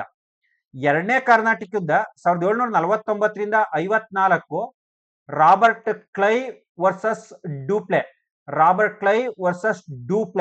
3ನೇ ಕರ್ನಾಟಕ ಯುದ್ಧ 1758ರಿಂದ 63, Robert Clive versus Count de Lally. Count to de Lally. ನೋಡಿ, ಕೊನೆಯ 2 ಕರ್ನಾಟಕ ಯುದ್ಧದಲ್ಲಿ ಬ್ರಿಟಿಷರ ಪರವಾಗಿ ರಾಬರ್ಟ್ ಕ್ಲೈವ್, ಮೊದಲ 2 ಕರ್ನಾಟಕ ಯುದ್ಧದಲ್ಲಿ ಫ್ರೆಂಚರ ಪರವಾಗಿ ಡೂಪ್ಲೆ. ಸೊ ಈ ಇಷ್ಟು ಇದೊಂದು ಟ್ರಿಕ್ ಒಂದು ನೆನ್ಪಿಟ್ಕೊಂಡಿರಿ. ಸೊ ಮೊದಲ ಒಪ್ಪಂದ ಏಕ್ಸ್ಲಾ ಚಾಪೆಲ್ ಒಪ್ಪಂದ. ಯಾಕಂದ್ರೆ ಇದು ಭಾರತದಲ್ಲಿ ಮಾತ್ರ ಆಗಲಿಲ್ಲ, ಕರ್ನಾಟಕ ಯುದ್ಧದ ಎಫೆಕ್ಟ್ ಯುರೋಪ್ ಅಲ್ಲೂ ಆಗ್ತಾ ಇತ್ತು. ಯಾಕಂದ್ರೆ ಯುರೋಪ್ ಅಲ್ಲಿ ಇಂಗ್ಲಿಷರು ಫ್ರೆಂಚರು ಅಸ್ತಿತ್ವಕ್ಕಾಗಿ ಕಿತ್ತಾಡ್ತಾ ಇದ್ರು. ಹಾಗಾಗಿ ಭಾರತದಲ್ಲಿ ಫ್ರೆಂಚರು ಗೆದ್ರು, ಯುರೋಪ್ ಅಲ್ಲಿ ಮೊದಲನೇ ಕರ್ನಾಟಕ ಯುದ್ಧದಲ್ಲಿ ಸೋತ್ರು. ಹಾಗಾಗಿ ಏಕ್ಸ್ಲಾ ಚಾಪೆಲ್ ಒಪ್ಪಂದ ಆಯ್ತು. 2ನೇ ಕರ್ನಾಟಕ ಯುದ್ಧದಲ್ಲಿ ಏನಾಯ್ತು, ಯುರೋಪ್ ಅಲ್ಲೂ ಸೋತ್ರು, ಭಾರತದಲ್ಲೂ ಸೋತ್ರು. ಆಗಾಗ ಪಾಂಡಿಚೇರಿ ಒಪ್ಪಂದ ಆಯ್ತು. ಪಾಂಡಿಚೇರಿ ಒಪ್ಪಂದ ಆಯ್ತು. 2ನೇ ಕರ್ನಾಟಕ ಯುದ್ಧದ ಒಪ್ಪಂದ ಪಾಂಡಿಚೇರಿ ಒಪ್ಪಂದ. ಸೊ 3ನೇ ಕರ್ನಾಟಕ ಯುದ್ಧದಲ್ಲಿ ವಾಂಡಿವಾಶ್ ಕದನದಲ್ಲಿ ಫ್ರೆಂಚರು ಸಂಪೂರ್ಣವಾಗಿ ಸೋತು ಭಾರತದಿಂದ ನಿರ್ಗಮಿಸಿದ್ರು. ಯುರೋಪ್ ಅಲ್ಲೂ ಫ್ರೆಂಚರು ಸಂಪೂರ್ಣವಾಗಿ ಸೋತ್ರು. ಹಾಗಾಗಿ ಅಲ್ಲಿ ಪ್ಯಾರಿಸ್ ಒಪ್ಪಂದ ಆಯ್ತು. ಪ್ಯಾರಿಸ್ ಒಪ್ಪಂದ ಆಯ್ತು. ಹೀಗೆ ಯುದ್ಧ ನಡೆದ ವರ್ಷಗಳು, ಭಾಗವಹಿಸಿದವರು ಮತ್ತು ಒಪ್ಪಂದ, ಇಷ್ಟು ನೋಡ್ಕೊಂಡ್ರು ಕೂಡ ನಿಮ್ಗೆ 2026ರಲ್ಲಿ ಸಾಕಷ್ಟು ಕಾಲಾನುಕ್ರಮ, ಮ್ಯಾಥ್ ಫಾಲೋಯಿಂಗು, ಇದರ ವಿವರಣೆ, ಕರ್ನಾಟಕ ಯುದ್ಧಗಳ ವಿವರಣೆ ನಾನು ಮತ್ತೆ ಹೇಳ್ತಾ ಇದೀನಿಲ್ಲ, ಕಂಟಿನ್ಯೂಸ್ ನಮ್ಮ ನಿಮ್ಮ ಸಂಬಂಧ. ಆ ಕ್ವಶನ್ಸ್ ಬಂದಂತ ಸಂದರ್ಭದಲ್ಲಿ ಅದರ ಸಂಪೂರ್ಣ ವಿವರಣೆಯನ್ನ ನಾನು ನಿಮ್ಗೆ ಕೊಡ್ತಾ ಹೋಗ್ತೀನಿ. ಇಲ್ಲಿ ಪ್ರಮುಖವಾಗಿ ಬ್ರಿಟಿಷರು ಮತ್ತು ಫ್ರೆಂಚರ ನಡುವಲ್ಲಿ ಅನ್ವರುದ್ದೀನ್, ನಾಸಿರ್ ಜಂಗು, ಮುಜಾಫರ್ ಜಂಗು, ಚಂದಾ ಸಾಹೇಬು, ಸಲಾಬತ್ ಜಂಗು, ಮೊಹಮ್ಮದ್ ಸಲೀಮು ಇವರೆಲ್ಲ ಪಾಲ್ಗೊಳ್ತಾರೆ. ನಾನು ಸಂದರ್ಭೋಚಿತವಾಗಿ, ಯಾಕಂದ್ರೆ ಈ ರೀತಿಯಾದಂತ ಪ್ರಶ್ನೆಗಳು ಇನ್ನೂ ಜಾಸ್ತಿ ಇವೆ, ಆ ಸಂದರ್ಭದಲ್ಲಿ ಡಿಸ್ಕಸ್ ಮಾಡ್ತಾ ಹೋಗ್ತೀನಿ. ಇಷ್ಟು ನೀವು ರಿವಿಷನ್ ಮಾಡ್ಕೊಳ್ಳಿ. ಓದಿರೋರು ರಿವಿಷನ್ ಮಾಡ್ಕೊಳ್ಳಿ, ಓದ್ದೇ ಇಲ್ದವರು ಓದ್ರಿ. ಈಗ್ಲೂ ಹೇಳ್ತಾ ಇದ್ದೀನಿ, ಕಾಲ ಮಿಂಚಿಲ್ಲ. ಸೋಷಿಯಲ್ ಮೆಥಡ್ ಹುಡುಗರು HSTR GPSTR ದಯಮಾಡಿ ಹಿಸ್ಟ್ರಿ ಬುಕ್ ನಂದಲ್ದೇ ಇದೆ, ನಿಮ್ಗೆ ಇನ್ಯಾರ್ದನ ಚೆನ್ನಾಗಿತ್ತು ಅಂದ್ರೆ ಅದನ್ನೇ ತಾಂಡ್ರು ಪರವಾಗಿಲ್ಲ. ಬರೀ 8th 9th 10th ಪುಸ್ತಕಕ್ಕಷ್ಟೇ ಸ್ಟಿಕ್ ಆನ್ ಆಗ್ಬೇಡ್ರಿ. ಕ್ವಶನ್ ಪೇಪರ್ಗಳನ್ನೆಲ್ಲ ನೋಡ್ಕೊಂಡು ಪಶ್ಚಾತ್ತಾಪ ಪಡ್ತೀರಾ. ಖಂಡಿತವಾಗಿ ನನಗೆ ಮೆಸೇಜ್ ಮಾಡೇ ಮಾಡ್ತೀರಾ ಪಶ್ಚಾತ್ತಾಪ ಪಟ್ಟು. ಅದಕ್ಕೆ ಪಶ್ಚಾತ್ತಾಪ ಪಡಬಾರ್ದು. ಲೈಫಲ್ಲಿ ಸಕ್ಸಸ್ ಆಗ್ಬೇಕು. 11 ವರ್ಷಗಳ ನಂತರ HSTR ಕಾಲಾಗಿದೆ.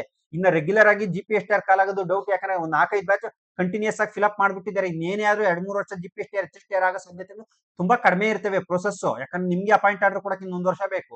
ಮತ್ತೆ ಕಾಲ್ ಮಾಡುವಾಗ ಟೈಮ್ ಹಿಡಿಯುತ್ತೆ. ಹಾಗಾಗಿ ಮತ್ತೆ ಯಾವಾಗ ಕಾಲ್ ಮಾಡ್ತಾರೆ ಅನ್ನೋದ್ರಾಗ 2-3 ಹೊಸ ಬ್ಯಾಚ್ಗಳು ಬರ್ತವೆ. ಸೊ ಹಾಗಾಗಿ ಸ್ನೇಹಿತರೆ ಸೀರಿಯಸ್ ಆಗಿ ತಗೊಂಡು ಹಗಲು ರಾತ್ರಿ ಓದ್ರಿ. ನೆಕ್ಸ್ಟ್, ತಾಜ್ ಮಹಲ್ ನ ವಾಸ್ತು ತಜ್ಞ ಯಾರು? ನೋಡಿ, ಇಲ್ಲಿ ಇದು ನೇರವಾಗಿದೆ ಪ್ರಶ್ನೆ. ಸರಿಯಾದಂತ ಉತ್ತರ ಉಸ್ತಾದ್ ಖಾನ್.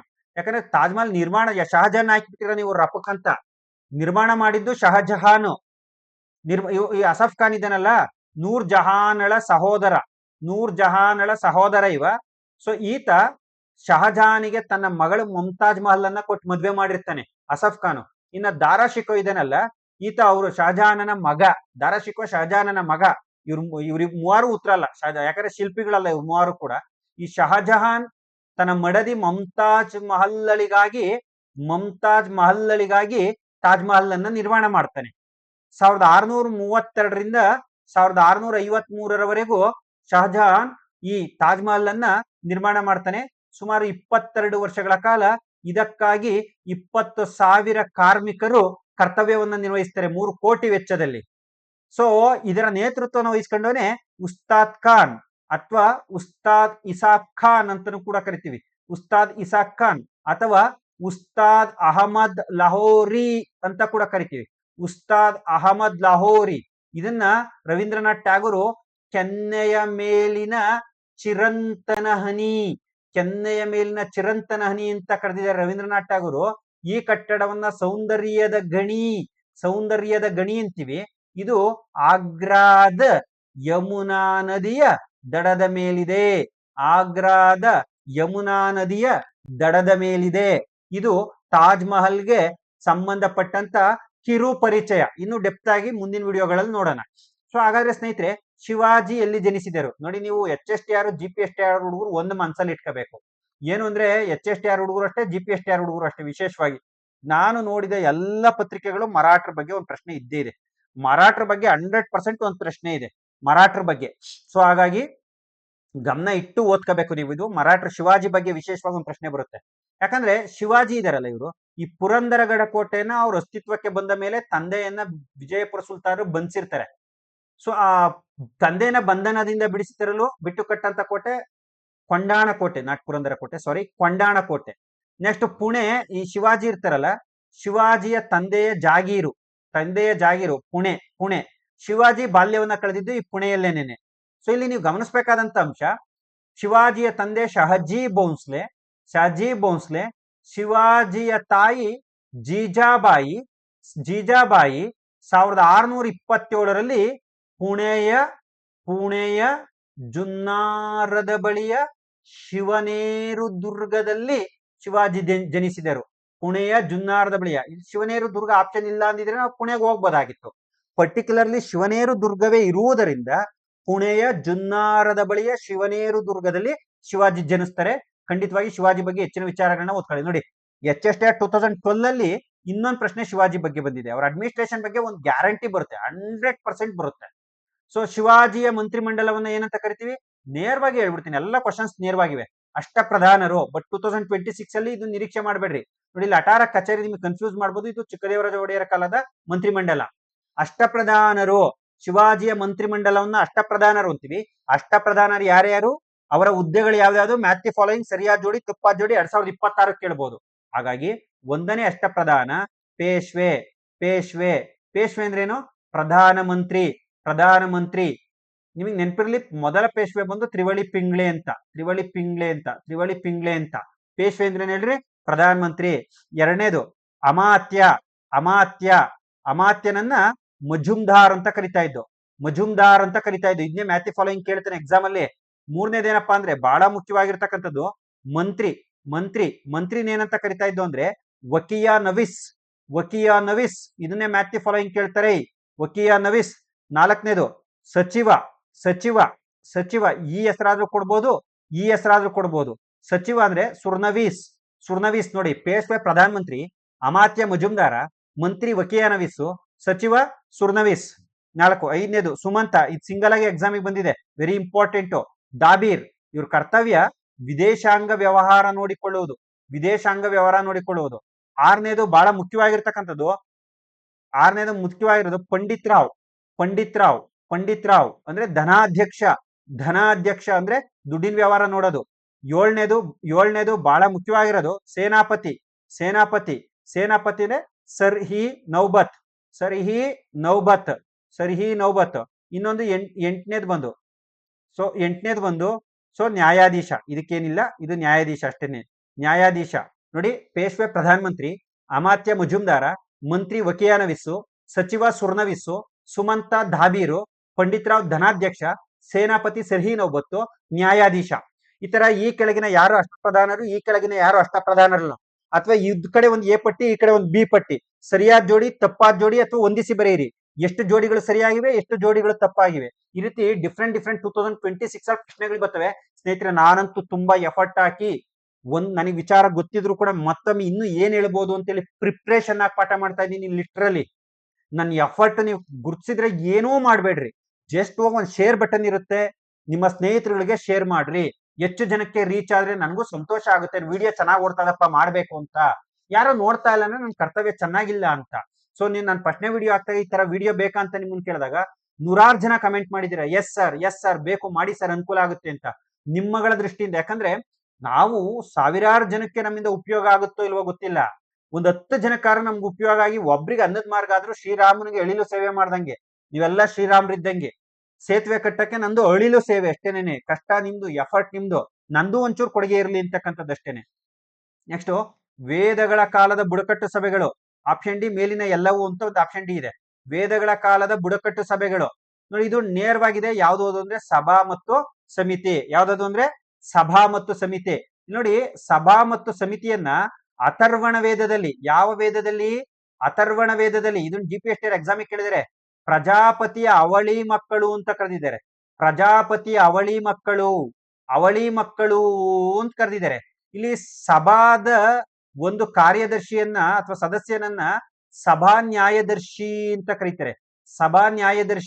ಕರೀತಾರೆ. ಸೊ ಇಲ್ಲಿ ಹಿರಿಯರಿಂದ ಕೂಡಿದ ಸಭೆ ಇದೊಂದು. ಹಿರಿಯರಿಂದ ಕೂಡಿದ ಸಭೆ. ಇಲ್ಲಿ ಸ್ತ್ರೀಯರಿಗೆ ಪ್ರವೇಶವಿಲ್ಲ ಅಂತ ಹೇಳ್ತಾರೆ. ಇಲ್ಲಿ ಗಮನಿಸಬಹುದಾದಂತ ಇಲ್ಲಿ ಇದರ ಮುಖ್ಯಸ್ಥನನ್ನ ಸಭಾಪತಿ ಅಂತ ಇದ್ರು. ರಾಜನೇ ಇದರ ಮುಖ್ಯಸ್ಥ ಆಗಿರ್ತಿದ್ದ. ಮುಖ್ಯಸ್ಥರ ಸಭಾಪತಿ ಅಂತ ಇದ್ರು, ರಾಜನೇ ಇದರ ಮುಖ್ಯಸ್ಥ ಆಗ್ತಿದ್ದ. ಇಲ್ಲಿ ರಾಜನ ನಿರ್ಣಯವನ್ನ ನಾರಿಷ್ಟ, ಬರ್ಕಳಿ ವರ್ಡ್ ಕೇಸೆಟ್ ಅಲ್ಲಿ ಕೇಳಿದರೆ ನಾರಿಷ್ಟ ಅಂತ ಕರಿತಾ ಇರೋ ನಾರಿಷ್ಟ. ಇನ್ನ ಸಮಿತಿ ಎಲ್ಲ ಬುಡಕಟ್ಟು ಸದಸ್ಯರನ್ನ ಒಳಗೊಂಡಿರ್ತಕ್ಕಂಥದ್ದು. ಇದರ ಸದಸ್ಯರನ್ನ ವಿಷ ಅಂತ ಕರಿತಾ ಇದ್ರು. ನಾಟ್ ಇಸ ಅಲ್ಲ, ವಿಷ ಅಂತ ಕರಿತಾ ಇದ್ರು. ರಾಜನ ಆಯ್ಕೆ ಮತ್ತು ತೆಗೆದುಹಾಕುವಲ್ಲಿ ಪ್ರಮುಖ ಪಾತ್ರ ವಹಿಸ್ತಾ ಇತ್ತು. ರಾಜನ ಆಯ್ಕೆ ಮತ್ತು ತೆಗೆದುಹಾಕುವಲ್ಲಿ ಪ್ರಮುಖ ಪಾತ್ರ ವಹಿಸ್ತಾ ಇತ್ತು. ಸ್ನೇಹಿತರೆ, ಇಲ್ಲಿ ಗಮನಿಸಬೇಕಾದಂತ ಅಂಶ ಏನಪ್ಪಾ ಅಂದ್ರೆ, ಹೀಗಾಗಿ ಸಭಾ ಮತ್ತು ಸಮಿತಿ ಸರಿಯಾದಂತ ಉತ್ತರ 2026ರಲ್ಲಿ ಸಭಾ ಸಮಿತಿ ಬಗ್ಗೆ ಇಷ್ಟು ಪಾಯಿಂಟ್ ಗಳನ್ನ ಕೇಳಕ್ಕೆ ಅವಕಾಶ ಇದೆ. ಸೊ ತಿರುಮಲ ರಾವ್ ಯಾರ ಅಧೀನದಲ್ಲಿದ್ರು ಅಂತ ಕೇಳ್ತಾರೆ. ಟಿಪ್ಪು ಸುಲ್ತಾನ್ ಅಲ್ಲ, ಹೈದರಾಲಿ ಅಲ್ಲ, ರಾಜ ಒಡೆಯರ್ ಅಲ್ಲ. ಸಿ ರಾಣಿ ಲಕ್ಷ್ಮಮ್ಮಣ್ಣಿಯವರ ಪ್ರತಿನಿಧಿ ಇವರು. ಸೊ ನೋಡಿ, ರಾಣಿ ಲಕ್ಷ್ಮಮ್ಮಣ್ಣಿಯವರ ಪರವಾಗಿ ಬ್ರಿಟಿಷ್ ಸಲ್ಲಿವಾನ್ ಜೊತೆ, ಮದ್ರಾಸ್ನ ಗವರ್ನರ್ ಜನರಲ್ ಸಲ್ಲಿವಾನ್ ಜೊತೆ ಟಿಪ್ಪು ಸುಲ್ತಾನ್ ಮತ್ತು ಹೈದರಾಲಿ ಮೈಸೂರನ್ನು ವಶಪಡಿಸಿಕೊಂಡಾಗ ಬ್ರಿಟಿಷರ ಜೊತೆ ನಿರಂತರ ಸಂಪರ್ಕದಲ್ಲಿ ರಾಣಿ ಲಕ್ಷ್ಮಮ್ಮಣ್ಣಿಯವರ ಪ್ರತಿನಿಧಿಯಾಗಿ ತಿರುಮಲ ರಾವ್ ಇರ್ತಾರೆ. ಸೊ ಅವರ ಮನವೊಲಿಸುವಲ್ಲಿ ಮತ್ತು ಆಂಗ್ಲೋ ಮೈಸೂರು ಯುದ್ಧದಲ್ಲಿ ಅವರಿಗೆ ಸಹಾಯವನ್ನ ಮಾಡ್ತಾರೆ. ಸೊ ಈ ತಿರುಮಲ ರಾವರ ಸತತ ಪ್ರಯತ್ನ, ರಾಣಿ ಲಕ್ಷ್ಮಮ್ಮಣ್ಣಿಯವರ ಉನ್ನತ ಅಧಿಕಾರಿಯಾದಂತ ತಿರುಮಲ ರಾವರ ಸತತ ಪ್ರಯತ್ನದ ಫಲವಾಗಿ ತಿರುವಾಂಕೂರಿನ ರಾಜನ ಜೊತೆಗೆ ಒಂದು ಮಾತುಕತೆಯಾಗಿ ಅದು ಬ್ರಿಟಿಷ್ನವರಿಗೆ ತಲುಪಿ ನಾಲ್ಕನೇ ಆಂಗ್ಲೋ ಮೈಸೂರು ಯುದ್ಧದ ನಂತರ, ಟಿಪ್ಪುವಿನ ಮರಣದ ನಂತರ ಮೈಸೂರು ಸಂಸ್ಥಾನದ ಒಂದು ಭಾಗ ಒಡೆಯರ್ಗೆ ಹಿಂದಿರುಗ್ಲಿಕ್ಕೆ ಅನುಕೂಲ ಆಗುತ್ತೆ. ಅದರಲ್ಲಿ ಮೇಜರ್ ರೋಲ್ ಮಾಡಿದಂತವ್ರು ತಿರುಮಲ ರಾವ್. ಇವರು ರಾಣಿ ಲಕ್ಷ್ಮಮ್ಮಣ್ಣಿಯವರ ಪ್ರತಿನಿಧಿ. ಇದನ್ನ ಇಷ್ಟು ಈಸಿ ಕೇಳಲ್ಲ. ಇನ್ಮೇಲೆ ಮೈಸೂರು ಒಡೆಯರ್ ಬಗ್ಗೆ 4 ಪಾಯಿಂಟ್ ಕೊಡ್ತಾರೆ, ಅದ್ರಲ್ಲಿ 1 ಪಾಯಿಂಟ್ ಇದಿರ್ತದೆ. 1 ಹೇಳಿಕೆ ಸರಿ, 2 ಹೇಳಿಕೆ ಸರಿ, 3 ಹೇಳಿಕೆ ಸರಿ, 4 ಹೇಳಿಕೆ ಸರಿ ಅಂತ. ಅರ್ಥ ಆಯ್ತಾ? ಈಗ ಒಂದೇ ಕೇಳಿದ್ರೆ 2012 ಅಲ್ಲಿ, 2026 ಅಲ್ಲಿ ಇಡೀ ಮೈಸೂರು ಒಡೆಯರ್ನ ಒಂದು ಚಾಪ್ಟರ್ ಮಾಡಿ ಅದ್ರ 4 ಪಾಯಿಂಟ್ ಆಯ್ಕೆ ಮಾಡ್ಕೊಂಡು ಅದ್ರ 1 ಹೇಳಿಕೆ ನಿಮಗೆ ಗೊತ್ತಿಲ್ಲ ಅಂದ್ರೆ ಎಕ್ಸಾಮ್ ಉತ್ತರ ಬರೆಯಕ್ಕಾಗಲ್ಲ. ನೆಕ್ಸ್ಟ್, ಮೊದಲ ಆಂಗ್ಲೋ ಮೈಸೂರು ಯುದ್ಧದಲ್ಲಿ ಹೈದರಾಲಿ ವಶಪಡಿಸಿಕೊಂಡಿದ್ದು. ಈಗಾಗಲೇ ನಾನು ಲಾಸ್ಟ್ 2015ರ HSTR ವಿಡಿಯೋ ಮಾಡ್ಬೇಕಾದ್ರೆ ಹೇಳಿದ್ದೆ, ಆಂಗ್ಲೋ ಮೈಸೂರು ಯುದ್ಧದ ಬಗ್ಗೆ ಒಂದು ಪ್ರಶ್ನೆ ಬಂದಿತ್ತು. ಕಂಪಲ್ಸರಿ ದಿವಾನ್ರ ಬಗ್ಗೆ ಅಥವಾ ಆಂಗ್ಲೋ ಮೈಸೂರು ಯುದ್ಧದ ಬಗ್ಗೆ ಒಂದು ಪ್ರಶ್ನೆ ಬಂದೇ ಬರುತ್ತೆ GPSTR HSTR ಹುಡುಗರಿಗೆ. ಸೊ ಇಲ್ಲಿ ಸರಿಯಾದಂತ ಉತ್ತರ ನೇರವಾಗಿದೆ. ಹಾಗಾಗಿ ನಾನು ಇಲ್ಲೇ ನಿಮ್ಗೆ ಆಪ್ಷನ್ ಡಿಲೀಟ್ ಮಾಡೋದು, ಇನ್ನೊಂದು ಮಾಡೋದು ಮಾಡಲ್ಲ. ಮದ್ರಾಸು. ಯಾಕಂದ್ರೆ ಮೊದಲನೇ ಆಂಗ್ಲೋ ಮೈಸೂರು ಯುದ್ಧ 1767ರಿಂದ 69ರವರೆಗೂ ನಡೆಯುತ್ತೆ. ಕಾರಣ, ಹೈದರಾಲಿ ದಿನೇ ಬೆಳೆಯುತ್ತಿದ್ದಂತ ಹೈದರಾಲಿಯ ಪ್ರಾಬಲ್ಯ ಬ್ರಿಟಿಷರ ಕಣ್ಕುಗ್ಸುತ್ತೆ. ದಿನೇ ಬೆಳೆಯುತ್ತಿದ್ದ ಹೈದರಾಲಿಯ ಪ್ರಾಬಲ್ಯ, ದಿನೇ ಬೆಳೆಯುತ್ತಿದ್ದ ಹೈದರಾಲಿಯ ಪ್ರಾಬಲ್ಯ, ದಿನೇ ಬೆಳೆಯುತ್ತಿದ್ದ ಹೈದರಾಲಿಯ ಪ್ರಾಬಲ್ಯ ಮತ್ತೆ ಬ್ರಿಟಿಷರು ಕಣ್ಣಾಕಿದ್ದಂತ ಮಲಬಾರ್ ಪ್ರದೇಶವನ್ನ ಹೈದರಾಲಿ ವಶಪಡಿಸಿಕೊಂಡಿದ್ದು ಯುದ್ಧಕ್ಕೆ ನೇರ ಕಾರಣ ಆಗುತ್ತೆ. ಬ್ರಿಟಿಷರು ಏನ್ ಮಾಡ್ತಾರೆ, ಮರಾಠರು ಮತ್ತು ನಿಜಾಮರ ಒಕ್ಕೂಟವನ್ನ ಮಾಡ್ಕೊತಾರೆ. ಸೊ ಮರಾಠರಿಗೆ ಹಣವನ್ನ ಕೊಟ್ಟಂತ ಹೈದರಾಲಿ ಅವ್ರನ್ನ ನ್ಯೂಟ್ಲು ಮಾಡ್ತಾನೆ ಯುದ್ಧದಲ್ಲಿ. ನಿಜಾಮರನ್ನ ತನ್ನತ್ತ ಸೆಳೆದುಕೊಳ್ತಾನೆ ಆಂಗ್ಲ ಮೈಸೂರು ಯುದ್ಧದಲ್ಲಿ ಧರ್ಮದ ಹೆಸರಿನಲ್ಲಿ. ಯುದ್ಧ ಹೀಗಾಗಿ ಬ್ರಿಟಿಷರನ್ನ ಏಕಾಂಗಿ ಮಾಡಿ ನಿಜಾಮನೊಂದಿಗೆ ಮೈತ್ರಿ ಮಾಡ್ಕೊಂಡು ಯುದ್ಧವನ್ನ ಪ್ರಾರಂಭಿಸ್ತಾನೆ ಹೈದರಾಲಿ. ಆದರೆ ಚಂಗಮ ಮತ್ತು ತಿರುವಣ್ಣಾಮಲೈನಲ್ಲಿ ನಡೆದಂತ ಯುದ್ಧದಲ್ಲಿ ಹೈದರಾಲಿ ಸೋಲ್ತಾನೆ. ನೋಟ್ ಮಾಡ್ಕೊಳ್ರಿ, ಹೈದರಾಲಿ ಸೋಲ್ತಾನೆ ಚಂಗಮ ತಿರುವಣ್ಣಾಮಲೈ ಕದನದಲ್ಲಿ. ಆದರೆ ನಿಜಾಮ ಈ ಸಂದರ್ಭದಲ್ಲಿ ಹೈದರಾಲಿಗೆ ಕೈ ಕೊಟ್ಟು ಬ್ರಿಟಿಷರ ಪರ ಸೇರ್ಕತಾನೆ. ಎದೆ ಗುಂದದ ಹೈದರಾಲಿ ಏನ್ ಮಾಡ್ತಾನೆ, ತನ್ನ ಸೈನ್ಯವನ್ನೆಲ್ಲ ಸಂಘಟಿಸಿ ಚತುರತೆಯಿಂದ ಮಂಗಳೂರು ಮೇಲೆ ದಾಳಿ ಮಾಡಿ ವಶಪಡಿಸ್ಕೊಳ್ತಾನೆ, ಬಾಂಬೆಯನ್ನ ವಶಪಡಿಸ್ಕೊಳ್ತಾನೆ, ಆರ್ಕಾಟ್ ಅನ್ನ ವಶಪಡಿಸ್ಕೊಳ್ತಾನೆ. ಮದ್ರಾಸ್ ಬಾಗಿಲಿಗೆ ಬಂದು ಮುತ್ತಿಗೆ ಹಾಕಿದಾಗ ಬ್ರಿಟಿಷರು ವಿಧಿ ಇಲ್ಲದೆ ಸರೆಂಡರ್ ಆಗಿ ಮದ್ರಾಸ್ ಒಪ್ಪಂದವನ್ನ ಮಾಡ್ಕೊತಾರೆ 1769ರಲ್ಲಿ. ಪರಸ್ಪರ ಗೆದ್ದ ಕೈದಿಗಳ ವಿನಿಮಯ, ಪರಸ್ಪರ ಗೆದ್ದ ಪ್ರದೇಶಗಳ ವಿನಿಮಯ, ಮತ್ತೆ ಪರಸ್ಪರರ ಮೇಲೆ ಯಾರಾದರೂ ದಾಳಿ ಮಾಡಿದರೆ ಸಹಾಯಕ್ಕೆ ಬರುವುದು. ಇದೇನ್ ಪೂರ್ಣ ಮನಸ್ಸಿಂದ ಮಾಡ್ಕೊಂಡಿದ್ದೆಲ್ಲ. ಹೈದರಾಲಿಗೆ ಮರಾಠರ ನಿಜಾಮರು ಟಾರ್ಗೆಟ್. ಬ್ರಿಟಿಷರಿಗೆ ಸದ್ಯಕ್ಕೆ ನನ್ನ ಹೈದರಾಲಿಯಿಂದ ಸೋತ್ರೆ ಭಾರತವನ್ನೇ ಖಾಲಿ ಮಾಡ್ಬೇಕಾದ ಪರಿಸ್ಥಿತಿ. ಹಾಗಾಗಿ ಪರಸ್ಪರ ಪೂರಕ ಒಪ್ಪಂದ ಅಷ್ಟೇ ಇದು, ತತ್ಕಾಲದ ಒಪ್ಪಂದ, ಮದ್ರಾಸ್ ಒಪ್ಪಂದ. ಇಷ್ಟು ವಿಚಾರಗಳನ್ನ ಒಂದೇ ಆಂಗ್ಲೋ ಮೈಸೂರು ಯುದ್ಧದಲ್ಲಿ ಕೇಳಬಹುದು ಸ್ನೇಹಿತರೆ. ಸೊ ಇದನ್ನ ನಾವು ಇನ್ನು ಮುಂದಿನ ವಿಡಿಯೋಗಳಲ್ಲಿ ಇನ್ನ ಚೆನ್ನಾಗಿ ಚರ್ಚೆ ಮಾಡೋಣ. 1940ರಲ್ಲಿ ಕಾಂಗ್ರೆಸ್ ಬ್ರಿಟಿಷರ ವಿರುದ್ಧ ಯಾವ ರೀತಿ ಹೋರಾಟ ಮಾಡ್ತಂತ. ಅಸಹಕಾರ ಚಳವಳಿ ನಿಮ್ಗೆಲ್ಲ ಗೊತ್ತು. 1920-22. 1940ರಲ್ಲಿ ಮಾಡಿದಂಥದ್ದು ವೈಯಕ್ತಿಕ ಸತ್ಯಾಗ್ರಹ ಚಳವಳಿ. 1930-34 ವೈಯಕ್ತಿಕ ಸತ್ಯಾಗ್ರಹ ಚಳವಳಿ. ಈ ಸಶಸ್ತ್ರ ಹೋರಾಟಗಳು 1857ಕ್ಕಿಂತ ಮುಂಚೆ 19ನೇ ಶತಮಾನದ ಆರಂಭದಲ್ಲಿ ಹೋರಾಟಗಳಾಗಿರ್ತಕ್ಕಂಥದ್ದನ್ನ ನಾವು ನೋಡ್ತಾ ಹೋಗ್ತೀವಿ. ದೇರ್ಫೋರ್ ರೈಟ್ ಆನ್ಸರ್ ಇಸ್ ಇದು ನೇರವಾಗಿದೆ, ವೈಯಕ್ತಿಕ ಸತ್ಯಾಗ್ರಹ ಚಳವಳಿ. ಯಾಕಂದ್ರೆ ಕಾನೂನು ಭಂಗ ಚಳವಳಿ ಆದಂತ 10 ವರ್ಷಗಳ ನಂತರ ಈ ಚಳವಳಿ ಆಗುತ್ತೆ. ಸಾಮೂಹಿಕ ಚಳವಳಿ ಆದ್ರೆ ಬ್ರಿಟಿಷರು ಎಲ್ಲರನ್ನೂ ಒಟ್ಟಿಗೆ ಅರೆಸ್ಟ್ ಮಾಡ್ತಾರೆ. ಹಾಗಾಗಿ ಒಬ್ಬ ನಾಯಕ ಒಂದು ನಾಯಕತ್ವವನ್ನು ವಹಿಸ್ಕೊಂಡು ಹೋರಾಟ ಮಾಡೋದು, ಒಂದ್ ವೇಳೆ ಆ ನಾಯಕನ ಅರೆಸ್ಟ್ ಆದ್ರೆ ಮತ್ತೊಬ್ಬ ನಾಯಕ ಹೋರಾಟದ ಲೀಡಿಂಗ್ ತಾಣೋದು, ಈ ರೀತಿ ಪ್ಲಾನ್ ಮಾಡಿ ಸ್ಟಾರ್ಟ್ ಮಾಡ್ತಾರೆ. ಆಚಾರ್ಯ ವಿನೋಬ ಭಾವೆಯವರನ್ನ ಇದಕ್ಕಾಗಿ ಗಾಂಧೀಜಿಯವರು ಆಯ್ಕೆ ಮಾಡ್ತಾರೆ. ಹಾಗಾಗಿ ವೈಯಕ್ತಿಕ ಸತ್ಯಾಗ್ರಹ ಚಳುವಳಿಯ ನಾಯಕ ಆಚಾರ್ಯ ವಿನೋಬ ಭಾವೆ. ನಿಮ್ಗೆ ಗೊತ್ತು, ಆಚಾರ್ಯ ವಿನೋಬ ಭಾವೆ ರಾಮನ್ ಮ್ಯಾಕ್ಸೆಸ್ ಪ್ರಶಸ್ತಿ ಪಡೆದ ಮೊದಲ ಭಾರತೀಯ, ಅಂದ್ರೆ ಏಷ್ಯಾದ ನೋಬೆಲ್ ಅಂತ ಕರಿತೀವಿ. ಮತ್ತು ಭಾರತದಲ್ಲಿ ಭೂದಾನ ಚಳುವಳಿಯನ್ನ ಪ್ರಾರಂಭ ಮಾಡ್ತಾರೆ. ಇವ್ರ ಬಗ್ಗೆ ಹೆಚ್ಚಿನ ಇನ್ಫಾರ್ಮೇಶನ್ ಬೇಕಂದ್ರೆ ಎಗೈನ್ ನನ್ನ ಪುಸ್ತಕದಲ್ಲಿ ಸಿಗುತ್ತೆ, ಸ್ಪರ್ಧಾ ಇತಿಹಾಸ ಪುಸ್ತಕದಲ್ಲಿ. ಸ್ನೇಹಿತರೆ, ಇಲ್ಲಿ ಇನ್ನೊಂದು ನೀವು ಗಮನಿಸಬೇಕಾದಂತ ಇನ್ನೊಂದು ಅಂಶ ಏನ್ ಗೊತ್ತಾ? ಸೊ ಇಲ್ಲಿ ಗುಜರಾತಿನ ವಾರ್ಧಾ ಬಳಿಯ ಪೌನಾರ್ ಗ್ರಾಮದಲ್ಲಿ ಚಳುವಳಿ ಪ್ರಾರಂಭ ಆಗುತ್ತೆ. ಪೌನಾರ್ ಗ್ರಾಮದಲ್ಲಿ ಮಹಾಯುದ್ಧದ ವಿರುದ್ಧ ಭಾಷಣ ಮಾಡುವುದರೊಂದಿಗೆ ಯುದ್ಧ ಪ್ರಾರಂಭ ಆಗುತ್ತೆ. ಈ ಚಳುವಳಿ ಪ್ರಾರಂಭ ಆಗುತ್ತೆ. ವಿನೋಬ ಭಾವೆಯವರನ್ನ ಅರೆಸ್ಟ್ ಮಾಡ್ತಾರೆ. ಆ ಸ್ಥಾನಕ್ಕೆ ಜವಾಹರ್ಲಾಲ್ ನೆಹರು ಅವರನ್ನ ನೇಮಕ ಮಾಡ್ತಾರೆ. ಕೇಳಿದರೆ ಎಕ್ಸಾಮ್ ಅಲ್ಲಿ, ಆಚಾರ್ಯ ವಿನೋಬ ಭಾವೆಯವರ ನಂತರ ವೈಯಕ್ತಿಕ ಸತ್ಯಾಗ್ರಹದ ಚಳುವಳಿಯ ನಾಯಕನಾಗಿ ಈ ಕೆಳಗಿನ ಯಾರನ್ನ ಆಯ್ಕೆ ಮಾಡಲಾಯಿತು ಅಂತ ನೆಹರೂರವರನ್ನ. ಯಾವಾಗ ಒಬ್ಬರಾದ್ಮೇಲೆ ಒಬ್ರು ನಾಯಕರಾಗ್ಲಿಕ್ಕೆ ಶುರು ಮಾಡಿದ್ರು, ಎಲ್ಲರನ್ನೂ ಕೂಡ ಕಂಟಿನ್ಯೂಸ್ ಆಗಿ ಅರೆಸ್ಟ್ ಮಾಡ್ತಾರೆ. ಆಗ ಈ ಚಳುವಳಿ ತೀವ್ರತೆ ಕುಸಿಯುತ್ತೆ. ಬ್ರಹ್ಮದತ್ತ ಅಂತಕ್ಕಂಥ ನಾಯಕ ಅಂತಿಮವಾಗಿ ಚಳುವಳಿಯನ್ನ ಮುಂದುವರಿಸ್ತಾನೆ. ಸ್ನೇಹಿತರೆ, ನೆಕ್ಸ್ಟ್ ಇದು ವೈಯಕ್ತಿಕ ಸತ್ಯಾಗ್ರಹ ಚಳುವಳಿ. ಆಮೇಲೆ ವೈಯಕ್ತಿಕ ಸತ್ಯಾಗ್ರಹ ಚಳುವಳಿ ಯಾಕಾಯ್ತು, ಇದೊಂದು ಇಂಪಾರ್ಟೆಂಟ್ ಹೇಳ್ಬೇಕಾಗಿತ್ತು, ನಾನು ಹೇಳಿಲ್ಲ, ನೋಟ್ ಮಾಡ್ಕೊಳ್ರಿ. ಆಗಸ್ಟ್ ಕೊಡುಗೆಯ ವಿಫಲತೆ, ಆಗಸ್ಟ್ 8, 1940, ಆಗಸ್ಟ್ ಕೊಡುಗೆಯ ವಿಫಲತೆ ಅಥವಾ ವೈಸ್ರಾಯ್ ಲೀನ್ ಲಿತ್ಗೋನ ಘೋಷಣೆಯ ವಿಫಲತೆ. ವೈಯಕ್ತಿಕ ಸತ್ಯಾಗ್ರಹ ಚಳುವಳಿಯ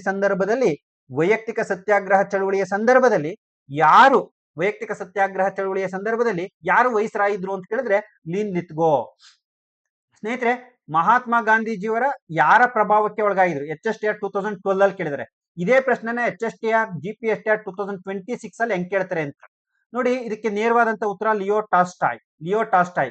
ಯಾಕಂದ್ರೆ ಗಾಂಧೀಜಿ ಮೇಲೆ ಪ್ರಭಾವ ಬೀರಿದಂತ 2 ಕೃತಿಗಳು ರಸ್ಕಿನ್ ರವರ ಅನ್ ಟು ದಿಸ್ ಲಾಸ್ಟ್. ಇಲ್ಲಿ ರಸ್ಕಿನ್ ಇಲ್ಲ, ಹಾಗಾಗಿ ಯಾರಿದ್ದಾರೆ? ಟಾಲ್ಸ್ಟಾಯ್ ಇದ್ದಾರೆ. ಟಾಲ್ಸ್ಟಾಯ್ ರವರ ದ ಕಿಂಗ್ಡಮ್ ಇವೆಲ್ಲವೂ ನನ್ನ ಬುಕ್ಕಲ್ಲಿ ಬರ್ದಿದ್ದೀನಿ, ನೀವು ಬೇಕಾದ್ರೆ ಓದ್ಬಹುದು. The kingdom of God is within you ಅಂತಕ್ಕಂಥ ಕೃತಿ ಪ್ರಭಾವ ಬೀರ್ತು. ಸೊ ದೇರ್ಫೋರ್ ಹಾಗಾದ್ರೆ ಗಾಂಧೀಜಿಯ ಮೇಲೆ ಪ್ರಭಾವ ಬೀರಿದಂತ ವ್ಯಕ್ತಿ ಲಿಯೋ ಟಾಲ್ಸ್ಟಾಯ್, ಯಾಕಂದ್ರೆ ಇಲ್ಲಿ ರಸ್ಕಿನ್ ಇಲ್ಲ. ಈ ಟಾಲ್ಸ್ಟಾಯ್ ರವರ ಮತ್ತೊಂದು ಕೃತಿ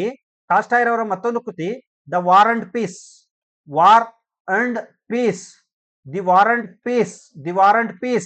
ಅರ್ಥ ಮಾಡ್ಕೊಳ್ಳಿ, ಯುದ್ಧ ಮತ್ತು ಶಾಂತಿ.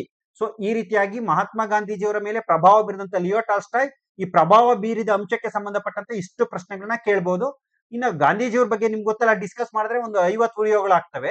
ಸೊ ಏನ್ ಪ್ರಶ್ನೆ ಬಂದಿರುತ್ತೆ ಅದಕ್ಕೆ ರಿಲೇಟೆಡ್ ಆಗಿ 2026 ಅಲ್ಲಿ ಏನ್ ಕೇಳಬಹುದು ಅದನ್ನ ಎಕ್ಸ್ಪ್ಲೈನ್ ಮಾಡ್ತಾ ಹೋಗ್ತೀನಿ ಸ್ನೇಹಿತರೆ. ಅನ್ವಾಂಟೆಡ್ ಎಕ್ಸ್ಪ್ಲನೇಷನ್ ಮಾಡಲ್ಲ, ನನಗೆ ಗೊತ್ತು ಅಂತ ಹೇಳಿ ವಿಡಿಯೋನ ಡ್ರ್ಯಾಗ್ ಮಾಡಕ್ಕೆ. Next, British East India company ಸ್ಥಾಪನೆಯಾದ ವರ್ಷ. ಸ್ನೇಹಿತರೆ, ಇದು ನೇರವಾಗಿ 2012 ಕೇಳಿದರೆ 1600, ಯಾರು ಬೇಕಾದ್ರೂ ಬರೀಬಹುದು. 2026 ಏನ್ ಕೇಳ್ತಾರೆ ನೋಡಿ. Point number 1, French East India company 1664. ಯಾಕಂದ್ರೆ ಮ್ಯಾಥ್ಯೂ ಫಾಲೋಯಿಂಗ್ ಕೇಳ್ಬೋದು, British East India, French East India ಯಾವಾಗ ಆಯ್ತು ಅಂತ. ನೆಕ್ಸ್ಟ್ 1602 ಡಚ್ ಈಸ್ಟ್ ಇಂಡಿಯಾ ಸರಿಯಾದ ಜೋಡಿ ತಪ್ಪಾದ ಜೋಡಿ ಕೇಳ್ಬೋದು. ಈ ಬ್ರಿಟಿಷ್ ಈಸ್ಟ್ ಇಂಡಿಯಾಕ್ಕೆ ಸಂಬಂಧಪಟ್ಟಂತೆ 1600 ಡಿಸೆಂಬರ್ 31 ಸ್ಥಾಪನೆ.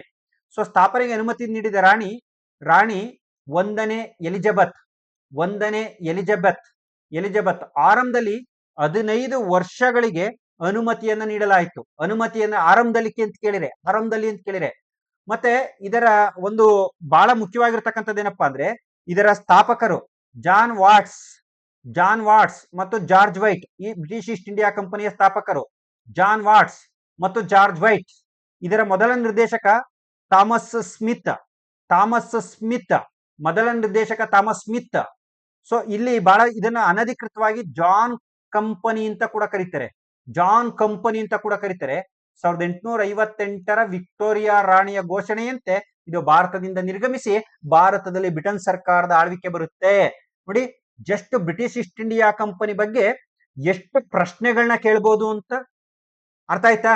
ಅಥವಾ ಯಾವ ರೀತಿ ಡೆಪ್ತ್ ಕೇಳ್ಬೋದು ಅಂತ ನೋಡಿ.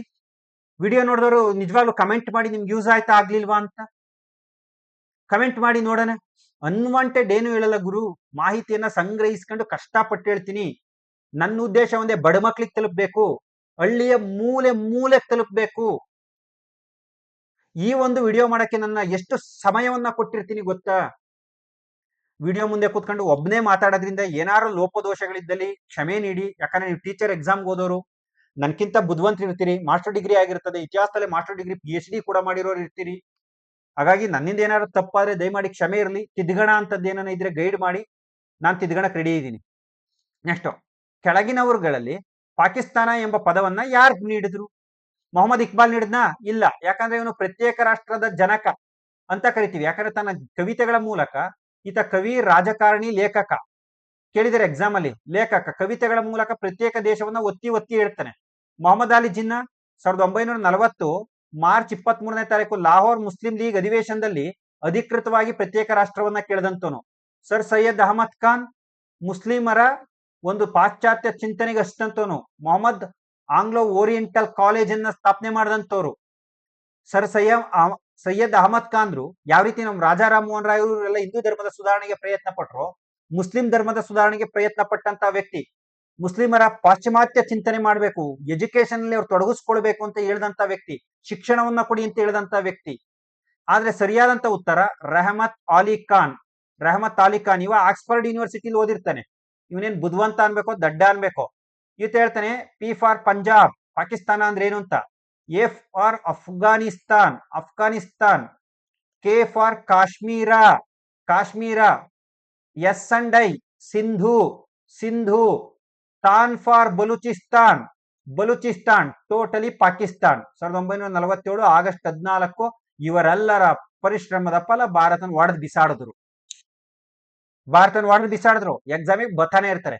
ಅತಾಗಿ ಇವ್ರನ್ನೆಲ್ಲ ಎಕ್ಸಾಮಿಗೆ ಕೇಳಲೇಬಾರ್ದು, ಇಂಥವ್ರ ಬಗ್ಗೆ ಓದ್ಲೇಬಾರ್ದು. ಎಷ್ಟು ಅದ್ಭುತವಾದಂತ ದೇಶ, ಪ್ರಪಂಚದ ಅತ್ಯಂತ ದೊಡ್ಡ ದೇಶ ಆಗಿರ್ತಿತ್ತು ನಮ್ದು. ಓಕೆ, ಪ್ಲಾಸಿ ಕದನ ಜರುಗಿದ್ಯಾವಾಗ? ಪ್ಲಾಸಿ ಕದನದ ಬಗ್ಗೆ ಕೇಳ್ತಾರೆ, very important. Teacher HSTR GPSTR ಗಂತೂ ನೇರವಾಗಿ ಹೇಳ್ಬಿಡ್ತೀನಿ. 1757ರಲ್ಲಿ 1757 ಜೂನ್ 23ನೇ ತಾರೀಕು, ಜೂನ್ 23ನೇ ತಾರೀಕು ಪ್ಲಾಸಿ ಕದನ ಆಗುತ್ತೆ. ಇದಕ್ಕೆ ಮೇನ್ ರೀಸನ್ 1757 ಜೂನ್ 20ರಂದು ಆದಂತ ಕಪ್ಪು ಕೋಣೆ ದುರಂತ, ಕಪ್ಪು ಕೋಣೆ ದುರಂತ. ಆದ್ರೆ ಇದು ಮೇನ್ ತಾತ್ಕಾಲಿಕ ಕಾರಣ ಅಲ್ಲ, ಹಲವಾರು ಕಾರಣಗಳಿವೆ. ಸಂಪೂರ್ಣ ವಿವರಣೆ ಬೇಕಾದಲ್ಲಿ ನಾನು ಮತ್ತೊಮ್ಮೆ ಪ್ಲಾಸಿ ಕದನ ಬಂದಾಗ ನಾನು ವಿವರಣೆ ಕೊಡ್ತೀನಿ, ಇಲ್ಲ ಪುಸ್ತಕವನ್ನು ಓದಿ ಗಂಟೆಗಟ್ಟಲೆ ಕೊಡಬಹುದು. 1756 ಜೂನ್ 20ರಲ್ಲಿ ಯಾರ್ಯಾರು ಹೇಳ್ರಿ? ಸಿರಾಜುದ್ದೌಲಾ, ಸಿರಾಜುದ್ದೌಲಾ, ಸಿರಾಜುದ್ದೌಲಾ ಮತ್ತು ರಾಬರ್ಟ್ ಕ್ಲೈವರ ನಡುವೆ ನಡೆದಂತ ಯುದ್ಧ, ರಾಬರ್ಟ್ ಕ್ಲೈವರ ನಡುವೆ ನಡೆದಂತ ಯುದ್ಧ. ನಿಮ್ಗೆ ಗೊತ್ತು, ಸಿರಾಜುದ್ದೌಲಾ ಮಂತ್ರಿ ಮಿರ್ಜಾಫರನ ಮೋಸದಿಂದ ಸೋಲ್ತಾನೆ. ಮಿರ್ಜಾಫರನ ಮೋಸದಿಂದ ಸೋಲ್ತಾನೆ. ಈ ಪ್ಲಾಸಿ ಕದನದಲ್ಲಿ ಸಿರಾಜುದ್ದೌಲನ ಪರವಾಗಿ ಇಂಪಾರ್ಟೆಂಟ್ ನೋಟ್ ಮಾಡ್ಕೊಳ್ರಿ, ಮೀರ್ ಮದನ್ ಮತ್ತು ಮೋಹನ್ ಲಾಲ್ ಅಂತಕ್ಕಂತ ಇಬ್ರು ಜನ ಓಡಾಡ್ತಾರೆ. ಆದ್ರೆ ಬಹುತೇಕ ಮಂತ್ರಿ ಮಿರ್ಜಾಫರ್ನ ನೇತೃತ್ವದಲ್ಲಿದ್ದಂತ ಸೈನ್ಯ ಮೋಸ ಮಾಡಿದ್ರಿಂದ ಪ್ಲಾಸಿ ಕದನದಲ್ಲಿ ಭಾರತೀಯರು ಸೋಲ್ಬೇಕಾಗುತ್ತೆ, ಸಿರಾಜುದ್ದೌಲಾ ಸೋಲ್ಬೇಕಾಗುತ್ತೆ. ಸ್ನೇಹಿತರಲ್ಲಿ ನೆನ್ಪಿಟ್ಕೊಬೇಕಾದಂತ ಪ್ಲಾಸಿ ಕದನದ ಪರಿಣಾಮ ಏನು ಅಂದ್ರೆ, ಬಂಗಾಳದಲ್ಲಿ ಒಂದು ಟಂಕಸಾಲೆ ಪ್ರಾರಂಭ ಆಯ್ತು. ಮಿರ್ಜಾಫರ್ ಬಂಗಾಳದ ನವಾಬನಾದ. 24 ಪರಗಣಗಳನ್ನ ಇವ್ರಿಗೆ ಬಿಟ್ಕೊಟ್ಟ, 24 ಪರಗಣಗಳನ್ನ ಬಿಟ್ಕೊಟ್ಟ ಪ್ಲಾಸಿ ಕದನದ ನಂತರ. ಯಾರು? ಮಿರ್ಜಾಫರ್. ಅರ್ಥ ಆಯ್ತಾ? ಸೊ ಇಲ್ಲಿ ಬಹಳ ಮುಖ್ಯವಾಗಿರೋದು ಬಕ್ಸರ್ ಕದನ, ಬಕ್ಸರ್ ಕದನ. ಇಲ್ಲಿ ಬಹಳ ಮುಖ್ಯವಾಗಿರೋದು ಇನ್ನೊಂದು ಪಾಯಿಂಟ್ ಹೇಳಿಲ್ಲ ನಿಮ್ಗೆ. ಬಂಗಾಳದ ಮೊದಲ ಗವರ್ನರ್ ಆಗಿ ರಾಬರ್ಟ್ ಕ್ಲೈವ್ ನೇಮಕ ಆದ. ಬಂಗಾಳದ ಮೊದಲ ಗವರ್ನರ್ ಜನರಲ್ ರಾಬರ್ಟ್ ಕ್ಲೈವ್ ನೇಮಕ ಆದ. ಸೊ ಪ್ಲಾಸಿ ಕದನ ಅಂತ exam point of view very important. ನೋಡಿ, ಹಿಂದೆಲೆ ಅಕ್ಕ ತಂಗಿದ್ದೀರಿ ಇವರು, ಹಳೆ ಎಕ್ಸಾಮ್ ಬರೀ ಇವ್ರ ಬಗ್ಗೆನೇ ಪ್ರಶ್ನೆ. ಬಕ್ಸರ್ ಕದನ ನೋಡಿ, ಇದನ್ನು ನೇರವಾಗಿ ಹೇಳ್ಬಿಡ್ತೀನಿ. 1764 ಸರಿಯಾದಂತ ಉತ್ತರ. 1764 ಅಕ್ಟೋಬರ್ 22, 23, 22, 23 ಸಂಬುಕ್ಕಲ್ಲಿ 24 ಅಂತಾನು ಇರ್ತದೆ, ಕನ್ಫ್ಯೂಸ್ ಆಗ್ಬೇಡ್ರಿ. ಸೊ ಇದು ಮೀರ್ ಕಾಸಿಂ ವರ್ಸಸ್ ಯಾರು ಹೇಳ್ರಿ? ಬ್ರಿಟಿಷರಿಗೆ ನಡೆದಂತ ಯುದ್ಧ ಇದು, ಬಕ್ಸರ್ ಕದನ. ಮೀರ್ ಕಾಸಿಂ ವರ್ಸಸ್ ಬ್ರಿಟಿಷರಿಗೆ. ಸೊ ಇವ ಕೂಡ ಮಿರ್ಜಾಫರ್ನ ಬದಲು ಇವ ಅಧಿಕಾರಕ್ಕೆ ಬರ್ಬೇಕಾದ್ರೆ ಮಿಡ್ನಾಪುರ, ಚಿತ್ತಗಾಂಗ್ ಇವನ್ನ ಬಿಟ್ಕೊಟ್ಟು 5 ಲಕ್ಷ ರೂಪಾಯಿಗಳನ್ನ ಕೊಟ್ಟ. ತದನಂತರ ಈತ ಸ್ವತಂತ್ರವಾಗಿರ್ಲಿಕ್ಕೆ ವರ್ಷಕ್ಕೆ ಶುರು ಮಾಡ್ದ. ಹಾಗಾಗಿ ಬ್ರಿಟಿಷರಿಗೂ ಮತ್ತು ಮೀರ್ ಕಾಸಿಮನಿಗೂ ಬಕ್ಸರ್ ಕದನ ಆಯ್ತು. ಬಕ್ಸರ್ ಕದನದ ಪರಿಣಾಮ ಏನು ಅಂದ್ರೆ ಮತ್ತೊಮ್ಮೆ ಮಿರ್ಜಾಫರ್ ಅಧಿಕಾರಕ್ಕೆ ಬಂದ. ಇವನ್ ಸತ್ತೋದ್ಮೇಲೆ ಇವನ್ ಮಗ ಅಧಿಕಾರಕ್ಕೆ ಬಂದ. ಮನೆ ಎಕ್ಸಾಮ್ ಅಲ್ಲಿ ಕೇಳಿದರೆ. ಸೊ ಇಲ್ಲಿ ಬಹಳ ದಿವಾನಿ ಹಕ್ಕನ್ನ ಪಡೆದ್ರು ಮೊಘಲರಿಂದ. ದಿವಾನಿ ಹಕ್ಕು ಅಂದ್ರೆ ಕಂದಾಯ ವಸೂಲಿ ಮಾಡುವ ಹಕ್ಕು. ಬಕ್ಸರ್ ಕದನದ ಪ್ರಮುಖ ಪರಿಣಾಮ ಕಂದಾಯ ವಸೂಲಿ ಮಾಡುವ ಹಕ್ಕು. ಬಂಗಾಳದಲ್ಲಿ ದ್ವಿಮುಖ ಸರ್ಕಾರ ಅಸ್ತಿತ್ವಕ್ಕೆ ಬಂತು, ಡ್ಯೂಯಲ್ ಗವರ್ನಮೆಂಟ್. ಕಂದಾಯ ವಸೂಲಿ ಮಾಡೋ ಅಧಿಕಾರ ಬ್ರಿಟಿಷರಿಗೆ, ಆಡಳಿತ ಮಾಡೋ ಅಧಿಕಾರ ನವಾಬನಿಗೆ ಆಡಳಿತಕ್ಕನುಗುಣವಾಗಿ ಒಂದಿಷ್ಟು ಖರ್ಚು ವೆಚ್ಚಗಳನ್ನ ಕೊಡೋದು, ಇವು ಕಂದಾಯವನ್ನು ವಸೂಲಿ ಮಾಡ್ಕೊಂಡು. ಇವೆರಡು ಇಂಪಾರ್ಟೆಂಟ್ ಪಾಯಿಂಟ್ ಬಕ್ಸರ್ ಕದನದ ಬಗ್ಗೆ, ಇವನ್ನು ಸ್ವಲ್ಪ ನೋಡ್ಕೊಳ್ರಿ. ಈ ಕೆಳಕಂಡ ನಾಯಕರಲ್ಲಿ ಯಾರು ತೀವ್ರಗಾಮಿಗಳ ಸಂಪರ್ಕದಲ್ಲಿ ಇರ್ಲಿಲ್ಲ ನೋಡಿ. ಲಾಲ್ ಬಾಲ್ ಅಂತಾನೆ ಕರೆದು ಬಿಡ್ತೀವಿ. ತೀವ್ರಗಾಮಿಗಳು ಅಂದ್ರೆ ಲಾಲ್ ಬಾಲ್ ಪಾಲ್ ಫೇಮಸ್. ಲಾಲ್ ಅಂದ್ರೆ ಲಾಲಾ ಲಜಪತ ರಾಯ್, ಬಾಲ್ ಅಂದ್ರೆ ಬಾಲ ಗಂಗಾಧರನಾಥ್ ತಿಲಕ್, ಪಾಲ್ ಅಂದ್ರೆ ಬಿಪಿನ್ ಚಂದ್ರ ಪಾಲ್. ಹಾಗಾದ್ರೆ ಉಳಿದಿರೋದು ಯಾರು? ಅರವಿಂದ್ ಘೋಷ್. ಹಾಗಾದ್ರೆ ತೀವ್ರಗಾಮಿಗಳ ಸಂಪರ್ಕದಲ್ಲಿ ಇಲ್ದೋರು ಯಾರು? ಅರವಿಂದ್ ಘೋಷ್. ಇವರು ಆರಂಭದಲ್ಲಿ ತೀವ್ರಗಾಮಿಗಳಾಗಿರ್ತಾರೆ. ತದನಂತರದಲ್ಲಿ ಇವರು ಒಂದು ಕೇಸ್ ಆಗುತ್ತೆ, ಆಲಿಪುರ ಮೊಕದ್ದಮೆ ಅಂತ 1908ರಲ್ಲಿ. ಆಲಿಪುರ ಮೊಕದ್ದಮೆಯ ನಂತರ ಬಂಧನಕ್ಕೊಳಗಾಗಿ ಬಿಡುಗಡೆ ಆದ್ಮೇಲೆ ತೀವ್ರಗಾಮಿ ಹೋರಾಟದಿಂದ ಇವರು ಬಿಡುಗಡೆಯನ್ನ ಹೊಂದಿ ಪಾಂಡಿಚೇರಿಯಲ್ಲಿ ಅರವಿಂದ ಘೋಷರು ಪಾಂಡಿಚೇರಿಯಲ್ಲಿ ಆಶ್ರಮವನ್ನ ಮಾಡ್ಕೊಂಡು ಸನ್ಯಾಸ ಜೀವನವನ್ನ ಕಳೀತಾರೆ. ಪಾಂಡಿಚೇರಿಯಲ್ಲಿ ಅರವಿಂದ ಆಶ್ರಮ ಇರೋದಲ್ಲಿ ಪಾಂಡಿಚೇರಿ. ನೋಟ್ ಮಾಡ್ಕೊಳ್ರಿ. ಇವ್ರು ಬರೆದಂತ ಕೃತಿಗಳು, ಅರವಿಂದ ಘೋಷರು ಬರೆದಂತ ಕೃತಿಗಳು: life and death, basis of yoga, basis of yoga,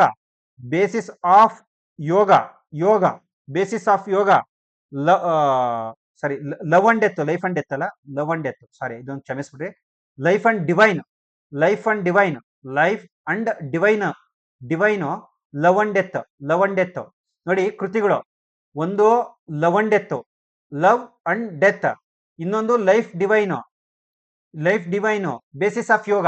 ಈ ಮೂರು ಕೃತಿಗಳನ್ನ ಅರವಿಂದ ಘೋಷ್ ಬರೀತಾರೆ. ಇಲ್ಲಿ ಇವ್ರದ್ದು ಕರ್ಮಯೋಗಿ ಮತ್ತು ಧರ್ಮ ಅಂತ ಎರಡು ಪತ್ರಿಕೆಗಳಿವೆ. ಕರ್ಮಯೋಗಿ ಅಂದ್ರೆ ಇಂಗ್ಲಿಷ್ ಅಲ್ಲಿದೆ, ಧರ್ಮ ಬಂಗಾಳಿಲಿದೆ. ಕರ್ಮಯೋಗಿ ಇಂಗ್ಲಿಷ್ ಅಲ್ಲಿದೆ, ಧರ್ಮ ಬಂಗಾಳಿಲಿದೆ. ಸ್ವಾತಂತ್ರ್ಯ ರಾಷ್ಟ್ರದ ಜೀವ ಅಂತ ಹೇಳ್ತಾರೆ. ಅರ್ಥ ಆಯ್ತಾ? ಇದು ಅರವಿಂದ ಘೋಷ್. ಇನ್ನು ಡೆಪ್ತ ಮಾಹಿತಿ ಬೇಕು ಅಂದ್ರೆ ಸ್ಪರ್ಧಾ ಇತಿಹಾಸ ಪುಸ್ತಕ ಹೋದ್ರಿ. 2026ರಲ್ಲಿ ಈ ತರ ಪ್ರಶ್ನೆ ಕೇಳ್ತಾರೆ ಸ್ನೇಹಿತರೆ. ಇದು 2012ರಲ್ಲಿ ಈ ತರ ಕೇಳಿದ್ರೆ 2026ರಲ್ಲಿ ಈ ತರ ಕೇಳ್ತಾರೆ ಸ್ನೇಹಿತರೆ. ಇನ್ನು ಹೆಚ್ಚಿನ ಪ್ರಶ್ನೆಗಳೊಂದಿಗೆ ಬಂದು ನಿಮ್ ಜೊತೆ ಡಿಸ್ಕಸ್ ಮಾಡ್ತೀನಿ. ಪಾರ್ಟ್ 2ಗೋಸ್ಕರ ಕಾಯ್ತಾ ಇರಿ ಅಂತ ಹೇಳ್ತಾ, ಈ ವಿಡಿಯೋವನ್ನ ನಿಮ್ಮ ಸ್ನೇಹಿತರಿಗೂ ಶೇರ್ ಮಾಡಿ ನನ್ನನ್ನು ಪ್ರೋತ್ಸಾಹಿಸಿ ಅಂತ ಹೇಳ್ತಾ, ಈ ವಿಡಿಯೋವನ್ನ ಇಷ್ಟು ಸಮಾಧಾನವಾಗಿ ಇಷ್ಟೊತ್ತರೆಗೂ ಸಂಪೂರ್ಣವಾಗಿ ವೀಕ್ಷಿಸಿದವ್ರಿಗಂತೂ ಸ್ಪೆಷಲಿ ಧನ್ಯವಾದಗಳನ್ನ ತಿಳಿಸ್ತಾ, ವಿಡಿಯೋ ಯೂಸ್ ಆಗಿದ್ರೆ ಕಮೆಂಟ್ ಮಾಡಿ. ಧನ್ಯವಾದ.